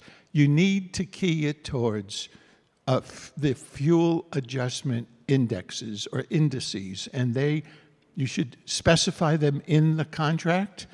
You should specify over what period they apply, and if you key it towards a specific index, then I would say that's not an unreasonable thing to agree to, because those costs can be a major component of your contract. Okay, any questions about fuel adjustment clauses? Just to back up what you said, a major waste hauler processing company this year sent a letter to more than one of its communities stating just that, because of blah, blah, blah, we have to increase now, and due to the fuel adjustment. Fortunately, the person representing one of the towns that received the letter did his homework and found out that company had one of its best years ever in their history. And he fought it, and he pass the information on to the other communities, but I don't know what the end result was. So to your point, it does happen. Yeah. Yeah. And you don't know if there was a fuel adjustment clause in the contract? I don't know the particulars. Okay. I just saw the letter Yep. that he showed me and his response. And it was for him that he thought. Okay. So if you see that in the contract, you know, it's not an unreasonable provision, in my opinion, but make sure it is geared towards some objective, third-party, well-recognized index. And that's what it should be keyed to. Now, how many of you have a pay-as-you-throw program in your community? So if you do, and even if you don't, if you're contemplating instituting a pay-as-you-throw program, you want to put some recitation of that in your contract, because there could potentially be additional services or increased costs from the contractor, and you don't want to have to be negotiating that in year 2 of the contract. Just, you know, as I said, if you put it in your contract, then their price is going to have to cover any increased costs that they might have as a result of a pay-as-you-throw provision. And that would also apply not only to a curbside collection contract, but also if it's a contract to operate your transfer station or to transport materials from your transfer station. You should identify whether there's a pay-as-you-throw program or a mandatory recycling program. Obviously, waste bans are very important too. So all of that should be set forth in your contract.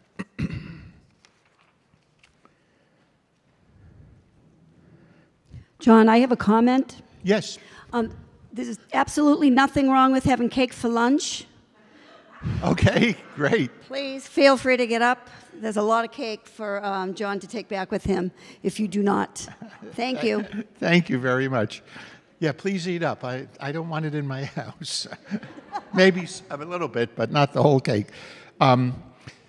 So this is a little bit apropos to what Mike had, the question that he asked.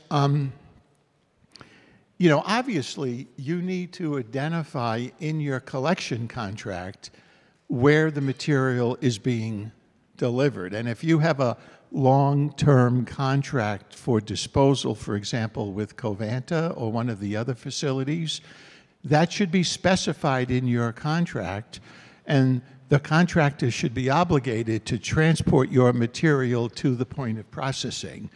And that's especially important if you happen to have a put-a-pay provision, or even, and I'll get into that in a minute, or even a provision that says all solid waste collected within your town has to go to a particular facility. So make sure that that's referenced in your contract provisions.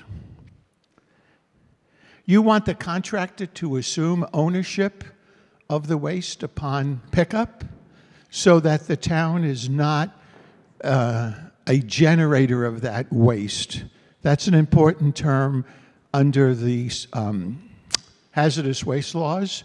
And I don't know if any of you remember or were involved in the Charles George landfill case that occurred up in New Hampshire, where it was a hazardous waste site, and a lot of companies were taking a lot of really bad stuff for disposal at that landfill. But in addition, a lot of municipal solid waste was going to that facility.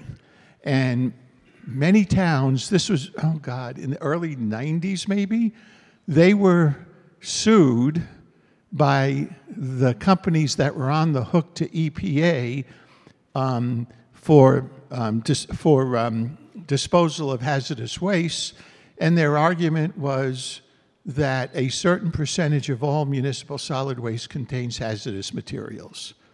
And there are actual experts known as garbologists who can come up with those kinds of statistics. And we wound up having to negotiate a settlement, because if you are a generator of waste, you are liable you're liable under the hazardous waste laws, and in particular 21E, for any liability. And that liability is strict, meaning it doesn't matter whether you intended this or not. The only question is, did you dispose of hazardous waste? And it's joint and several, meaning it doesn't matter what percentage of the waste that you contributed, you are potentially on the hook for the entire liability. So you want to make sure that you don't, that title to the waste transfers. And in addition, you want your carrier, I'm not sure this is in my notes actually, you want the carrier to have pollution liability insurance with the town as an additionally insured party. And that came up in the Charles George case because many of the insurance policies, municipal general liability insurance policies that were in effect over that period of time, did not address pollution. So the insurance companies were on the hook.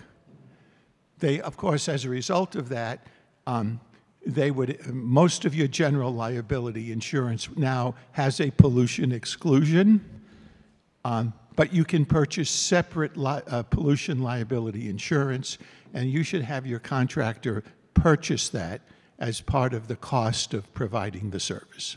Yes?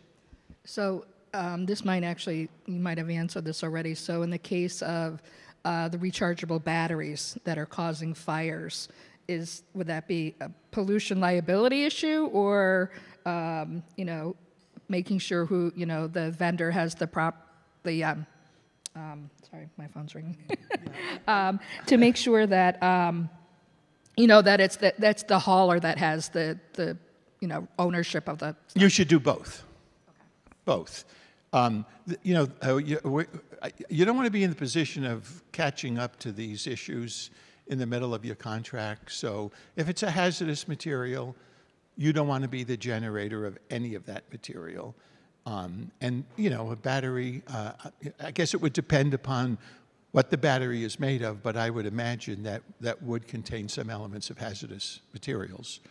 And again, you want title to transfer, and you want pollution exclusion policy for that contract purchased by the vendor, which you will pay for, obviously, in the contract price. And then, of course, you want to, this may seem very obvious, but with all of the waste bans that DEP has, and there are more to come as we know, you want to make sure that your contract deals with how those waistband items, most particularly now food waste, textiles, mattresses, how are they going to be handled? Who's going to pay for that? And this becomes important when we get to the prevailing wage discussion, but you want those addressed. How do you typically address waistband items now in your contract management? Yes, Mike. I just wanted to mention we're working on our contract right now and reviewing other people's. The clause I saw that I liked about the title was the hauler takes title and ownership and responsibility at the time of collection. Right. And I thought that was great for a multitude of reasons. Say that truck flips over and you don't want to own that. Not just thinking about way down the road like BD Oil or the Georges landfill, but even once it hauls away from the curb if it blows off. So at time of collection is the clause that I'm putting in mind. So. Right. And they, the haulers are the experts. They know how to handle the material. They should be obligated to handle it. Okay? Just to, yes. That what we suggest, and it's in the contract templates, is that the hauler must operate in compliance with Mass DEP waistbands, and then just simply cite the code 310 CMR 19.017, and that covers you. And also, just wanted to say also that food waste is the food waste disposal ban only applies to generators that are generating a half-ton or more of food waste per week. So we're talking about restaurants, large hotels, large institutions, so not yet municipalities. Okay. Gee, I hope I don't trip that threshold in my house. Liquidated damages. This is a good provision to include in your hauling contract. You know, if you're having problems with missed pickups or damage to toters or any myriad of things that can occur in a contract, you don't want the only remedy to be, oh, we're going to just cancel the contract. It's better to include a liquidated damages provision that has actually a dollar penalty for each class of violation, and you deduct whatever those liquidated damage amounts are from what you owe the contractor. Now, a liquidated damage provision essentially says, it's virtually impossible to assign an actual cost to that violation. So the parties agree in advance to liquidate the damage to a specific dollar amount, and everyone agrees that that is a reasonable penalty for what I would call relatively minor contract violations. So you should consider putting a liquidated damages clause in your contract. Obviously, insurance provisions are very, very important. The town needs to be an additionally insured party. You want to make sure it covers not only general liability, but also automobile liability, because these are trucks that are being driven down your roads. And as I mentioned earlier, pollution liability insurance. Most of the big haulers have that. It's not going to raise eyebrows. It's a cost of doing business, which, as I said, they build into the contract price. I think we mentioned performance bonds early. Yes. I have a question on liquidated damages. When should you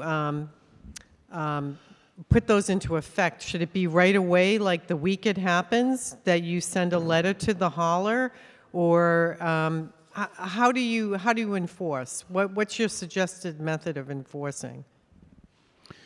Well, as with any contract provision, enforcement is generally a matter of discretion.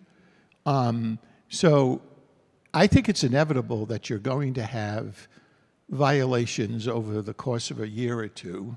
The issue becomes, sending them a letter is a good thing, saying, hey, last week you missed pickup on Maple Street, or, we now have 5 toters that were damaged by your collection services. Remind them of the liquidated damages provision, but I would give them a warning first. And then if they continue, and if it becomes a serious enough issue, then you assess the liquidated damages, and you notify them of that. Does that answer your question? Yeah, I guess so. First a warning, then a letter with the liquidated damages. Yes. Right? Yes. And then what's the next escalation? Just I guess they could sue you for breach of contract, but, because you're not going to be paying them for a certain amount of services they've provided. But as long as you've structured your liquidated damages provision, you've given them plenty of notice, the violations are mounting so that it's becoming a significant cost, not just to the town necessarily, but to the residents as well. I've never seen,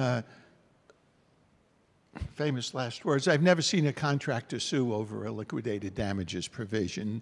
I have seen that on construction projects, but oftentimes that'll be $1,000, $1,500 a day for each day of delay. We're not talking about those kinds of amounts, obviously. It's got to be reasonably related to the actual estimated damage that the town is suffering. So you're saying you've never seen a sue over it, so what happens is the contractor comes into compliance with the warning and the letter. They come into compliance? Yeah. Move on. Yeah. Yeah. There's no obligation to assess that liquidated damage. It's a remedy in your contract. But as I said, you have discretion when and how to enforce that.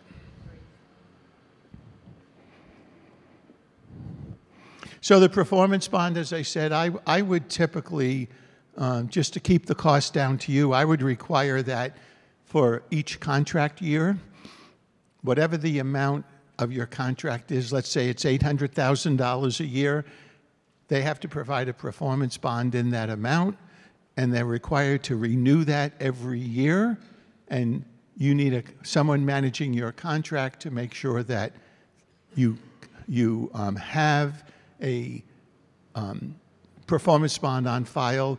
Also, a certificate of insurance is important to have, where you are named, the town is named as an additionally insured or a certificate holder, which requires the contractor to notify you if coverage lapses.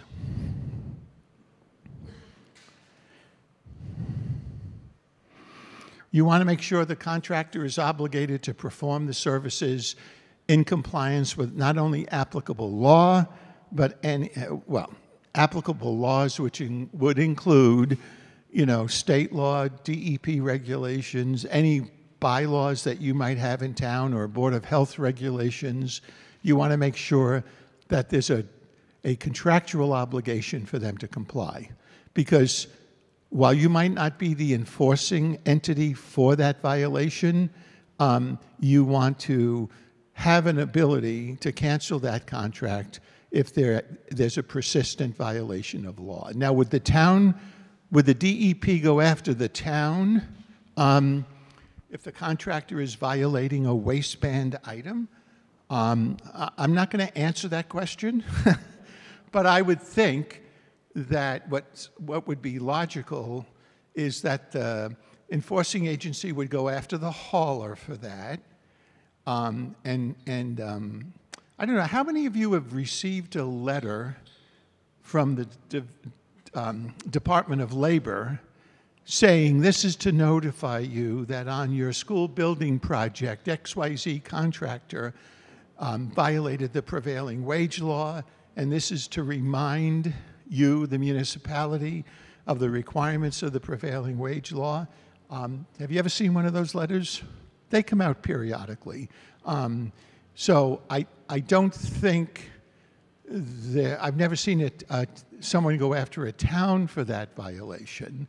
And as a matter of fact, in the Vining disposal case, the town included a provision that required the contractor to comply with all applicable law. They did not include wage rates in the contract, but the Department of Labor went after the hauler, not the town, and the hauler sued the state and lost that lawsuit because they are the primary entity that responsible for enforcement.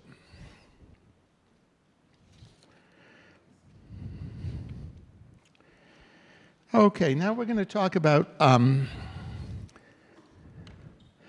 you want to make sure that your hauler is meeting all OSHA requirements and safety standards. That includes, obviously not just OSHA, but any requirements for the personnel performing the service. How many? Is there a driver and a what do you call it? The person who takes the trash and puts it in the back of the shakers, right? Yeah, you want to make sure that that's all spelled out, the minimum standards in your contract. You want to make sure that we talked about assignment. So there's a bullet in here about make sure that the hauler cannot assign that contract without the town's approval. Now, typically, they will want a provision that says which approval shall not be unreasonably withheld. I don't get too excised about that, but what it means is you have to have a valid reason for not approving that assignment, which might be a difficult thing for you to sustain.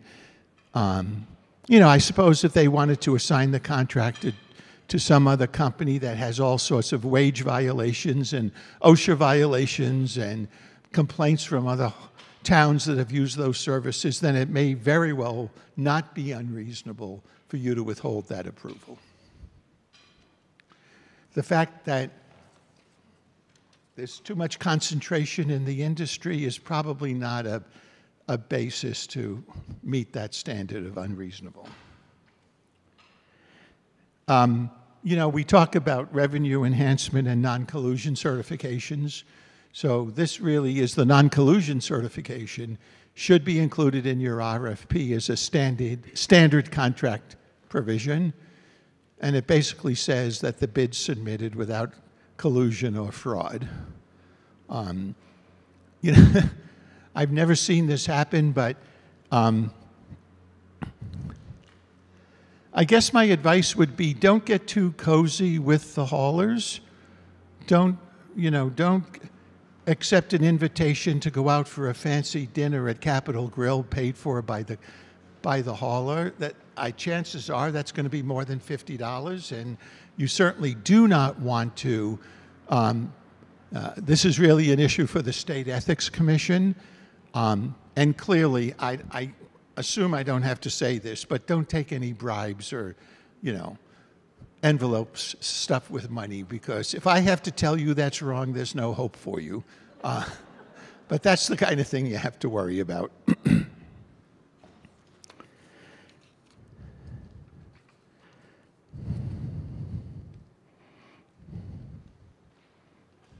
Sometimes you'll find with a smaller, not even a smaller company, but a lot of times these companies will create a subsidiary company in order to essentially limit their liability.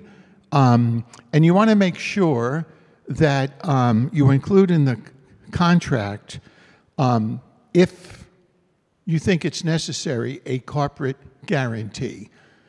So, you might have Waste Management, Inc., which is the nationwide company. You may have Waste Management Services of Massachusetts, which is a subsidiary, and then you might have a further subsidiary, an LLC only responsible for the collection of trash in your town. You want to be careful about those kinds of provisions. Yes, a performance bond and insurance will protect you, but you may want to ask for a corporate guarantee to ensure that, the corporate entity is guaranteeing the performance of a subsidiary.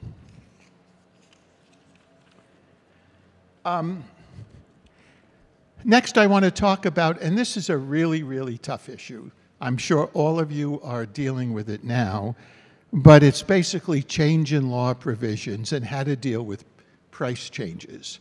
And I've included on slide 29 a typical provision that we've been seeing in these solid waste contracts.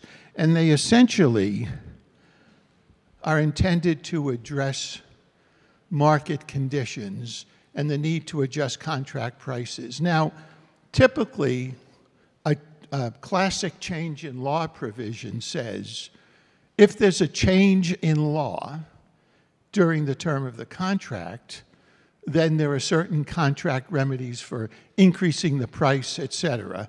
But what constitutes a change in law? And that gets really, really dicey. Most change in law provisions up until recently would expressly exclude market conditions. But now what we're seeing is these change in law provisions are being expanded.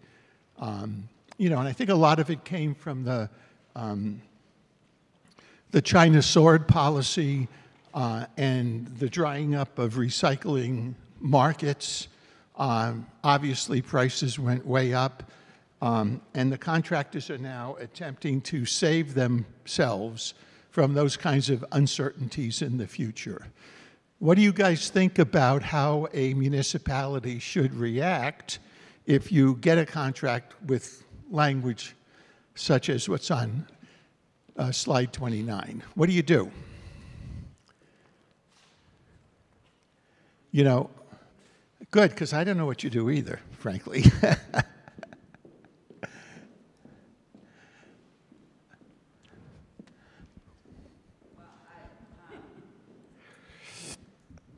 what we heard, John referred to China Sword 2018 when the markets in China dried up. But what we heard from the major waste haulers, the national waste haulers at that time was, okay, recycling is, our contracts are broken, we can't depend on revenue from the sale of materials, so we are changing our whole contracting and business approach. We will recover 100% of our costs up front in what we usually call the processing fee or the tip fee for recyclables. So no risk for the hauler or the processor. You pay up front, and then anything we get from the sale of materials, we'll share that with you, is generally how it's written. So that statement then seems to be in conflict with a statement like this that says, oh, but if markets change, we may come back to you to renegotiate. If you've already paid up front, and we saw this happen because we saw typically processing fees go from $75, $80 a ton pre-2018 to $110, $120, $140 a ton. So that reflected that big adjustment that the major industry players made. They recover all their costs, including profit up front, and then whatever's left over is what they will share with you. So to me, it looks like they're buttering both sides of the bread. Right. Right. So I think that's what Brooke is suggesting as a better approach. I would totally agree with that. But this is really one of those situations where you have to read the fine print carefully and see what you can do, perhaps with the assistance of your town attorney or city solicitor, to negotiate this provision to the best advantage he or she can. But these are the kinds of things you're going to be faced with. All right. Prevailing wages. When does a town have to pay prevailing wages to a contractor? Somebody must know the answer to this question. I see Mike looking annoyed at me. There are basically, oh, go ahead. I'd say always. Yeah. Well, you would think almost the way the Department of Labor looks at it. But I will tell you that in preparing for this seminar today, I did go through their website and reviewed any number of rulings that to me seem somewhat inconsistent. But then I figured, well, I think there is a way to sort of navigate your way through this. First of all, we're not talking about the requirement to pay prevailing wages on a major construction project, right? We all know that if you build a new school, you have to obtain the wage rates, put it in your invitation for a bid, and the contract is required to pay those rates. The town is required to review weekly payroll records and to enforce the prevailing wage law. That's not what we're talking about here, because there's a separate section of the law, and I'm just going to read this to you, and you can read along with me. No agreement of lease, rental, or other arrangement, and no order or requisition under which a truck or any automotive or other vehicle or equipment is to be engaged in public works by the Commonwealth or by a county, city, town, or district, shall be entered into or given by any public official or public body unless said agreement, order, or requisition contains a stipulation requiring prescribed rates of wages that have to be paid to the operator of said trucks, vehicles, or equipment. So this is where it comes into your hauling contract, right? You're entering into a contract. You're not really leasing or renting a vehicle, but under the other arrangement language, you have to, the contractor has to pay prevailing wages. So what's your obligation? You need to request the wage rates, attach them to your solicitation, and require that the contractor comply with the prevailing wages as shown. Now, if you have a 5-year contract, you have to deal with how long are those prevailing wages good for. In other words, do they have to be updated every year, every contract? Does anyone have any experience dealing with the Department of Labor? Because this has been a bit of a murky area. Rosemary? Well, there's a time period that they're in effect. Right. So you have to watch that that time period doesn't expire and then request new rates. Right. And if it, so your contract should address that issue, that they have to be kept current. The contractor has to keep those wage rates current based upon the wage sheets that are provided. You know, I mentioned earlier that under the public construction provision, towns are required to accept weekly payroll records, review them, ensure compliance. None of that is applicable to 27F prevailing wages for a hauling contract. But you need to, as part of contract management, I would take a look at invoices and the wage rates and verify. You can ask the contractor to confirm that they are in fact paying prevailing wages, because it's the right thing to do to ensure compliance with the law. Okay? There's no dollar threshold. It's from $1. You know, some provisions only kick in over a particular threshold. Prevailing wages are from $1. It has to be a contract by the municipality. There has to be some kind of an arrangement for the operation of vehicles. It has to be in the performance of a public work. Now, what the heck does that mean?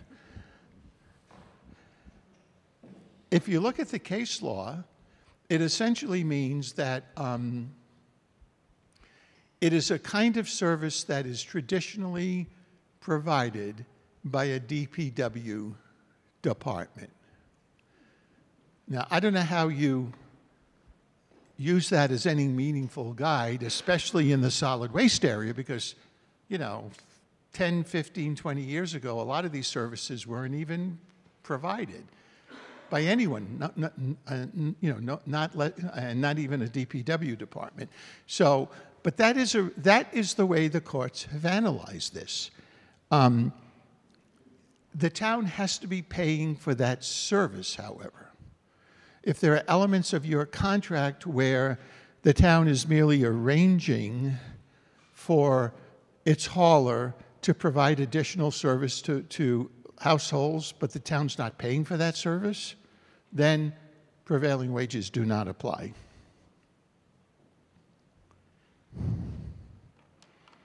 Are there any questions generally about prevailing wages? I'm going to go through a bunch of examples. Yes, Claire. Thank you, Janine. I have a very old, like last century determination from the DOL that prevailing wage does not apply to household hazardous waste collections. Now I've been hearing about questions around the mattress collection Right. with the new mattress ban coming up. Do you have any advice or Yeah, I'm going to go through opinion those on now. that? Oh, okay.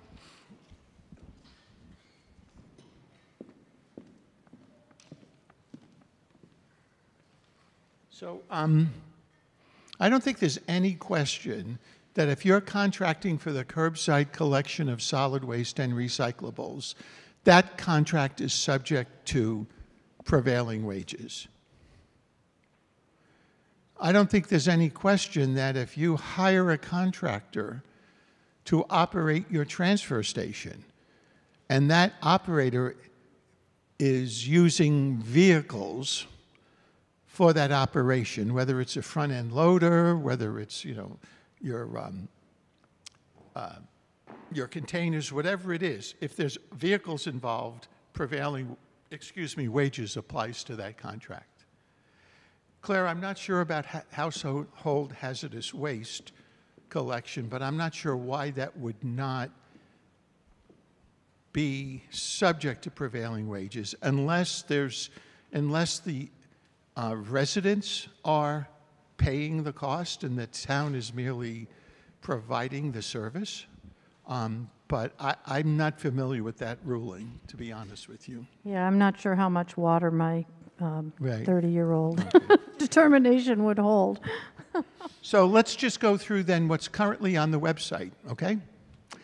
First of all, truck drivers who transport solid waste or recycling materials from a municipal landfill or recycling center to a market site for disposal must be paid prevailing wages, okay? So you have a hauling contract from your transfer station to Covanta, prevailing wages. Now, the transportation and disposal of sludge from a wastewater treatment facility owned by the DPW does not constitute being engaged in public works because practices regarding disposal are recent in origin and largely carried out by specialized private contractors. I have no idea what that means. I don't see the distinction. I don't understand it. But that's out there, okay? Operation of a municipal landfill and residential recycling drop-off center, functions commonly performed by a city or town employee would generally fall under 27F, which is the prevailing wage statute. But a municipally run landfill operating under a consent order requiring it to accept private construction debris in order to facilitate closure, where no public funds are expended, not a public works for purposes of the prevailing wage law. Again, no public funds are being paid. Shakers, anyone operating equipment, so it would be the driver and the shaker, they are covered by the prevailing wage law. A gate attendant at your landfill or transfer station checking incoming vehicles, not subject to prevailing wages. If you have full-time DPW employees who work at your transfer station, even driving equipment around, they're not covered by prevailing wages. They're not a vendor. They're town employees, most likely covered by a collective bargaining agreement. Now, a municipal contract with a private hauler which arranges for the curbside pickup of textiles, a new waste bin, right? From households at no cost to the municipality, although the municipality receives a fee based on the tonnage collected, is not subject to the prevailing wage law. Do we see a theme emerging here? One theme is the town paying for this service? If not, prevailing wages don't apply. The other theme is, are these traditional DPW services? I think mattresses, okay, would probably fall, if it was a similar kind of arrangement, would fall under that textile opinion and not be subject to prevailing wages. Is this all clear or clear as mud? Does anybody have any questions? When in doubt, you can always ask for an opinion from the Department of So you're Labor. saying that mattress, you don't see that mattress recycling curbside would be under prevailing wage? Or you would see that it would be? It depends upon the arrangement, okay? If it's similar to the textile opinion where the town isn't paying for that collection, presumably what the okay. contractor Yeah. charges the household? Is that how it works? No. Yeah. Yeah. Then it is subject. If the, Yes, so that's one of the yeah. themes that's emerging. Right, because if I follow the logic, right, traditionally mattresses would either be bulky waste or whatever, and that would have been traditionally picked up as waste, as trash. Yeah. And if the city or town is paying for it, then it would be subject to prevailing wage. Right. But if, like, for instance, that the city or town has a private hauler working and picking them up, and people pay that private hauler directly, the city's not involved or the municipality's Right. not involved, they don't have to Right. force the private hauler to pay prevailing wage. That's correct. That's correct. Is there anybody else with a question? Yes. Ro-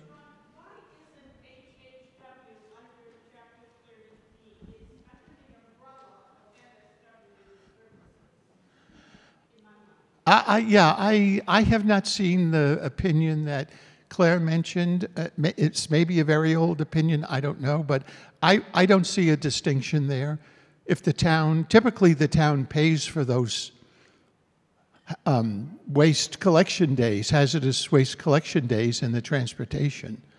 So I would think it would be subject to prevailing wages. I guess the only... I'm sorry?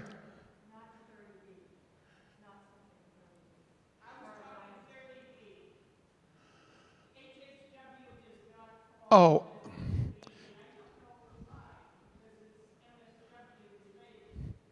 It doesn't cover compostable material either. I'm sorry. So the exemption is for solid waste, recyclables, compostable material, and hazardous. No. You're getting me confused now. Hazardous waste is not mentioned in the 30B exemption, right?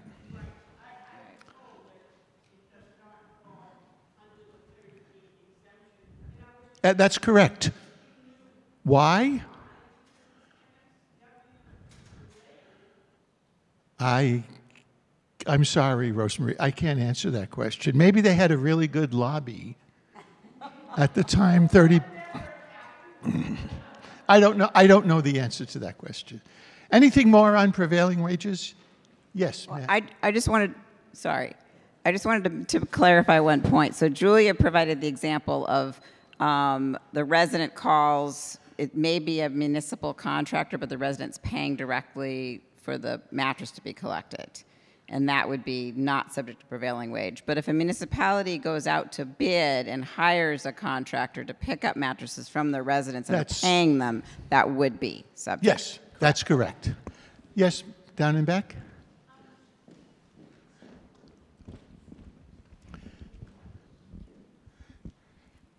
This is a little bit like that. So if we go into an agreement as a municipality with a mattress recycler, the resident pays them directly, but we've gone into this agreement with them. Does the prevailing wage work that way? Or if we buy the bags for the residents to use for the recycling of the mattresses, does that make us part and parcel of that agreement and prevailing wage apply? I don't think that changes the result. If the town provides the bag, that doesn't change the prevailing wage question. The question is, does the town pay the hauler to provide that service?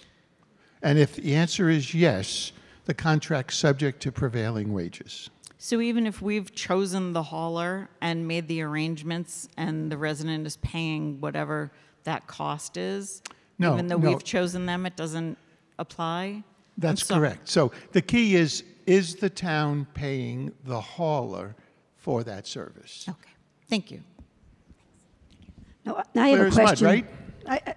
What if the town is paying for the recycling and processing of the mattress, but the resident is paying the hauler to pick it up? So a little bit of a sharing of the costs. Is the processing, the contract to process it, does that involve a vehicle? No. Then there's no prevailing wages. Very good. Thank you. Okay. It prompted a question for me that just follows on Marlene and Janine. Would that thinking carry through for a trash and recycling contract as well? So if a municipality goes out to bid, has a contract with a vendor, but then say the fees charged to residents cover the cost of the program and there are no public funds that cover that program? Who's charging the fee? Is it the vendor or the town? The town sets the fees. so the town's collecting the revenue, but it's paying that revenue over to a hauler. Correct. So it's prevailing wages. Thank you. Okay? Now we're going to go to, unfortunately, we don't have that much time left to cover part 4, but I'm going to try to get through this. Let's go to slide 38 first. Does anybody want to talk about pay-as-you-throw programs? Or is that all passé and everybody has it and it's working great? Okay, good. Solid waste enterprise funds. How many towns here have an enterprise fund for solid waste collection? Yeah, and how many do not? So it looks like about half and half. You know, an enterprise fund, if you're not familiar with it, is a municipal accounting scheme that allows the town to segregate into a fund all revenue received from the operation of that enterprise, and then to pay out of that fund all of the costs associated with operating that enterprise. It's a very important tool, especially if you're, if there's any question about whether your program is self-sustaining, whether you need a general fund subsidy. The way it works is town meeting or the council adopts the statute for the enterprise fund, and then every year, just like you do with the general fund, there is a budget approved at town meeting for the operation of that enterprise, and you estimate the amount of revenue you're going to receive from the fees that you're charging. And it's a way of doing a cost accounting for the actual cost the town is incurring for operation of that enterprise. I believe DOR, and I guess DEP as well, recommends that towns do an enterprise fund. It would be very helpful if you get some angry citizen who says, you're collecting too much revenue, it's not reflective of your cost, you know, it violates what's called the Emerson College test, and we're going to get into. Well, if you have an enterprise fund, you can account for everything, including your indirect costs, your employee costs, insurance, and that kind of thing can all be allocated to the enterprise fund. Regionalization of solid waste services. I'm not going to spend a lot of time on this, but I think it's important in this day and age, and we have alluded to it, that if you're being faced with a concentrated market power by just a few haulers, you all want to band together and try to increase your market advantage by issuing an RFP that covers any number of towns. And the more revenue available for that RFP, in theory at least, it was a while since I took an economics class when was that? In college. But classic economic theory will tell you that you're going to get a more competitive price, despite what the haulers may say. So you can do that by just an informal arrangement through a joint, it's not really informal, but through a joint purchasing program, which is allowed under 30B. You can enter into an intermunicipal agreement with your neighbors where maybe one town takes the lead in issuing the RFP, you know, you pay that town some amount of administrative costs for providing that service, but then you have the ability to award a contract, which should be separate contracts, right? You're not going to enter into one contract that involves 5 towns. It still should be a separate contract, but you've procured it through an intermunicipal agreement. You can also do joint powers agreements, and you know, these get a little bit technical. You can establish a regional refuse disposal district. Again, these are fairly elaborate procedures. I don't really see that occurring very much. I think these more, you know, the cooperative purchasing model is probably a better way to go because it just would be contract specific. So does anybody have any questions about regionalization? Is anybody engaged in a regionalization effort at this point? Are you banding together out there to fight corporate America? 18 towns in the South Shore Recycling Cooperative is 18 member towns. And we've been around for 24 years as of next week. Yeah, Jay. It was probably the worst thing in the history of the world. Now that's an exaggeration, Jay. No, it might be. If you Google the CMW Refuge District, it very well might have been the worst one in the history of the world. No, I know about that one, yeah. Okay. That's not, well, we won't get into the reason. No, it's not. Oh, man. I think you're right. That may have been the worst thing ever in the world. Let's talk about solid waste user fees. What is typical? How many of you charge a solid waste user fee to your residents, either a transfer station ticket or some kind of a fee for curbside collection, or do you pay it for it on the tax rate? How many of you do tax rate? And where are you from?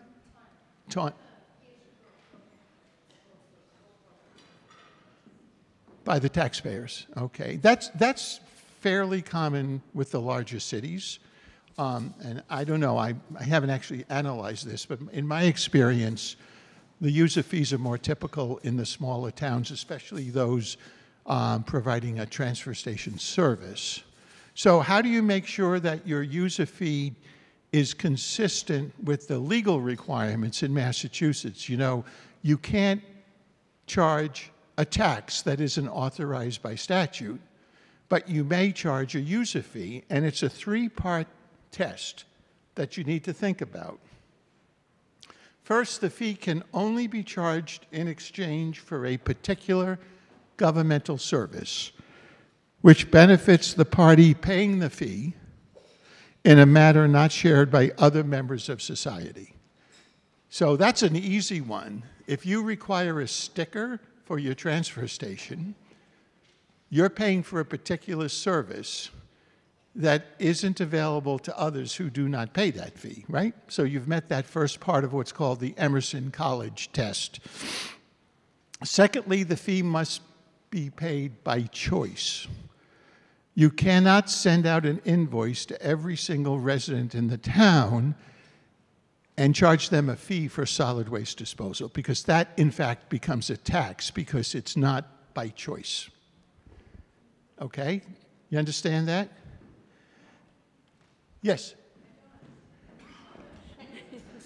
Good.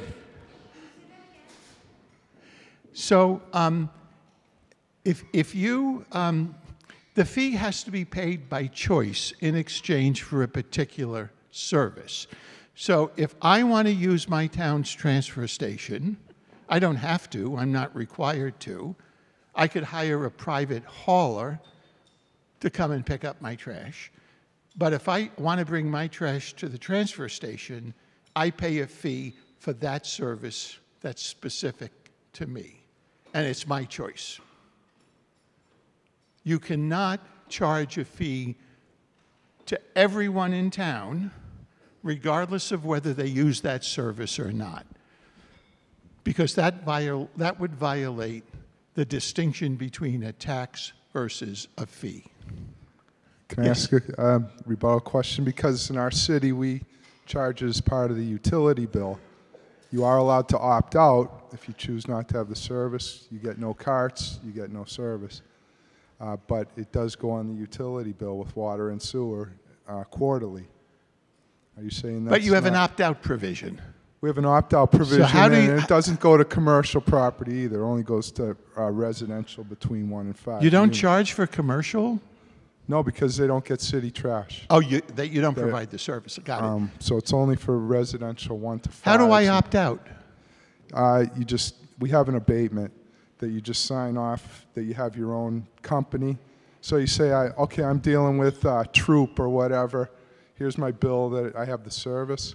You get no carts, for one. The truck's not going to stop by your house because you don't have carts.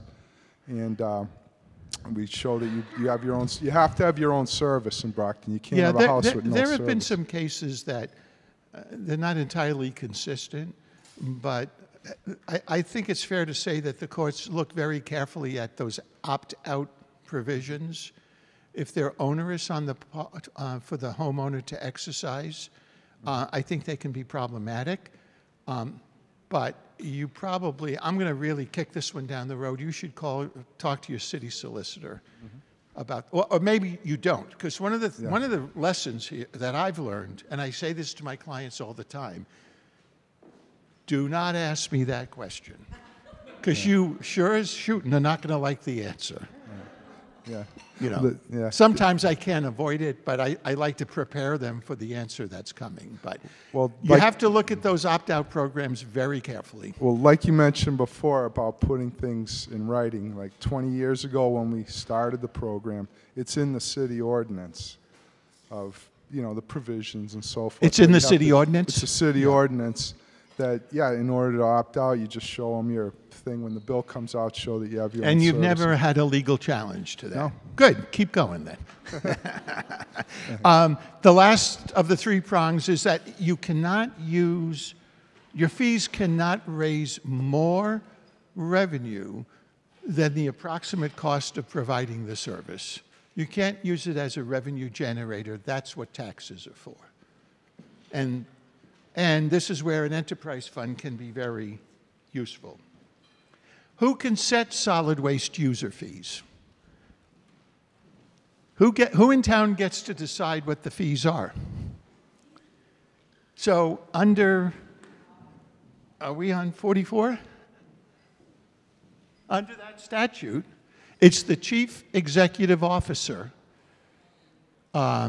which in the case of a town is most likely your select board. In a city, it's most likely the mayor. Okay? Unless you have an ordinance or bylaw that provides for a different entity that can charge fees generally, or solid waste fees in particular. And this goes back to well, for me it's famous because I basically don't have a life, but in Lexington, I think it was Lexington, they instituted a pay-as-you-throw program, and the select board did it, but apparently there was a bylaw on the books that prohibited charging fees for solid waste services. And so that program was overturned for that reason. So you do need to pay attention to your charter and bylaws. But absent that kind of a provision, it's pretty much up to the chief executive of the community. Okay? I'm not going to talk about mandatory recycling programs because that's a bit passé at this point, isn't it?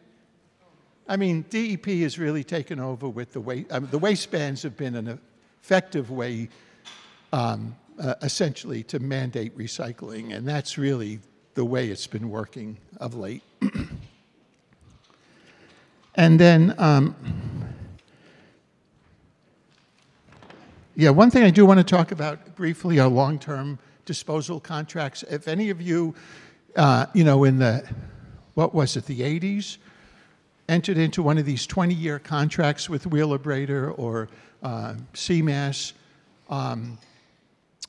you most likely entered into a contract which was a put or pay provision, a contract, meaning you guaranteed a certain minimum amount of tonnage, whether you delivered that amount or not. And that turned out to be a nightmare as that 20-year contract came to a close because the costs kept going up and up and up, and the towns had no way of getting out of that contract. So look, and the reason why those kinds of contracts were possible, I talked about contracts being subject to annual appropriation. Well, there's a provision that says, notwithstanding that, in these kind of long-term contracts, a town can agree by a majority vote of town meeting not to be exempt from liability on a multi-year contract. And that provision is still in the law. You could still enter into one of these contracts, but I do not recommend that. The reason why they did it initially was basically to satisfy the bondholders that there would be a guaranteed revenue stream, and that's why that statute was enacted. Now, the preferred method is that you simply agree in the contract to deliver all the waste that the city or town owns or controls. And that is the guaranteed revenue to the operator with no put or pay provision.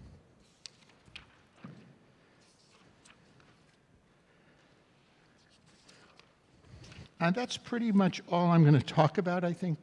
Today, we're just about out of time, but I'd be more than happy to answer any lingering follow-up questions that you might have. And I apologize, I'm going to have to run for another meeting, but I've certainly enjoyed this, and thank you all for coming. Thank you.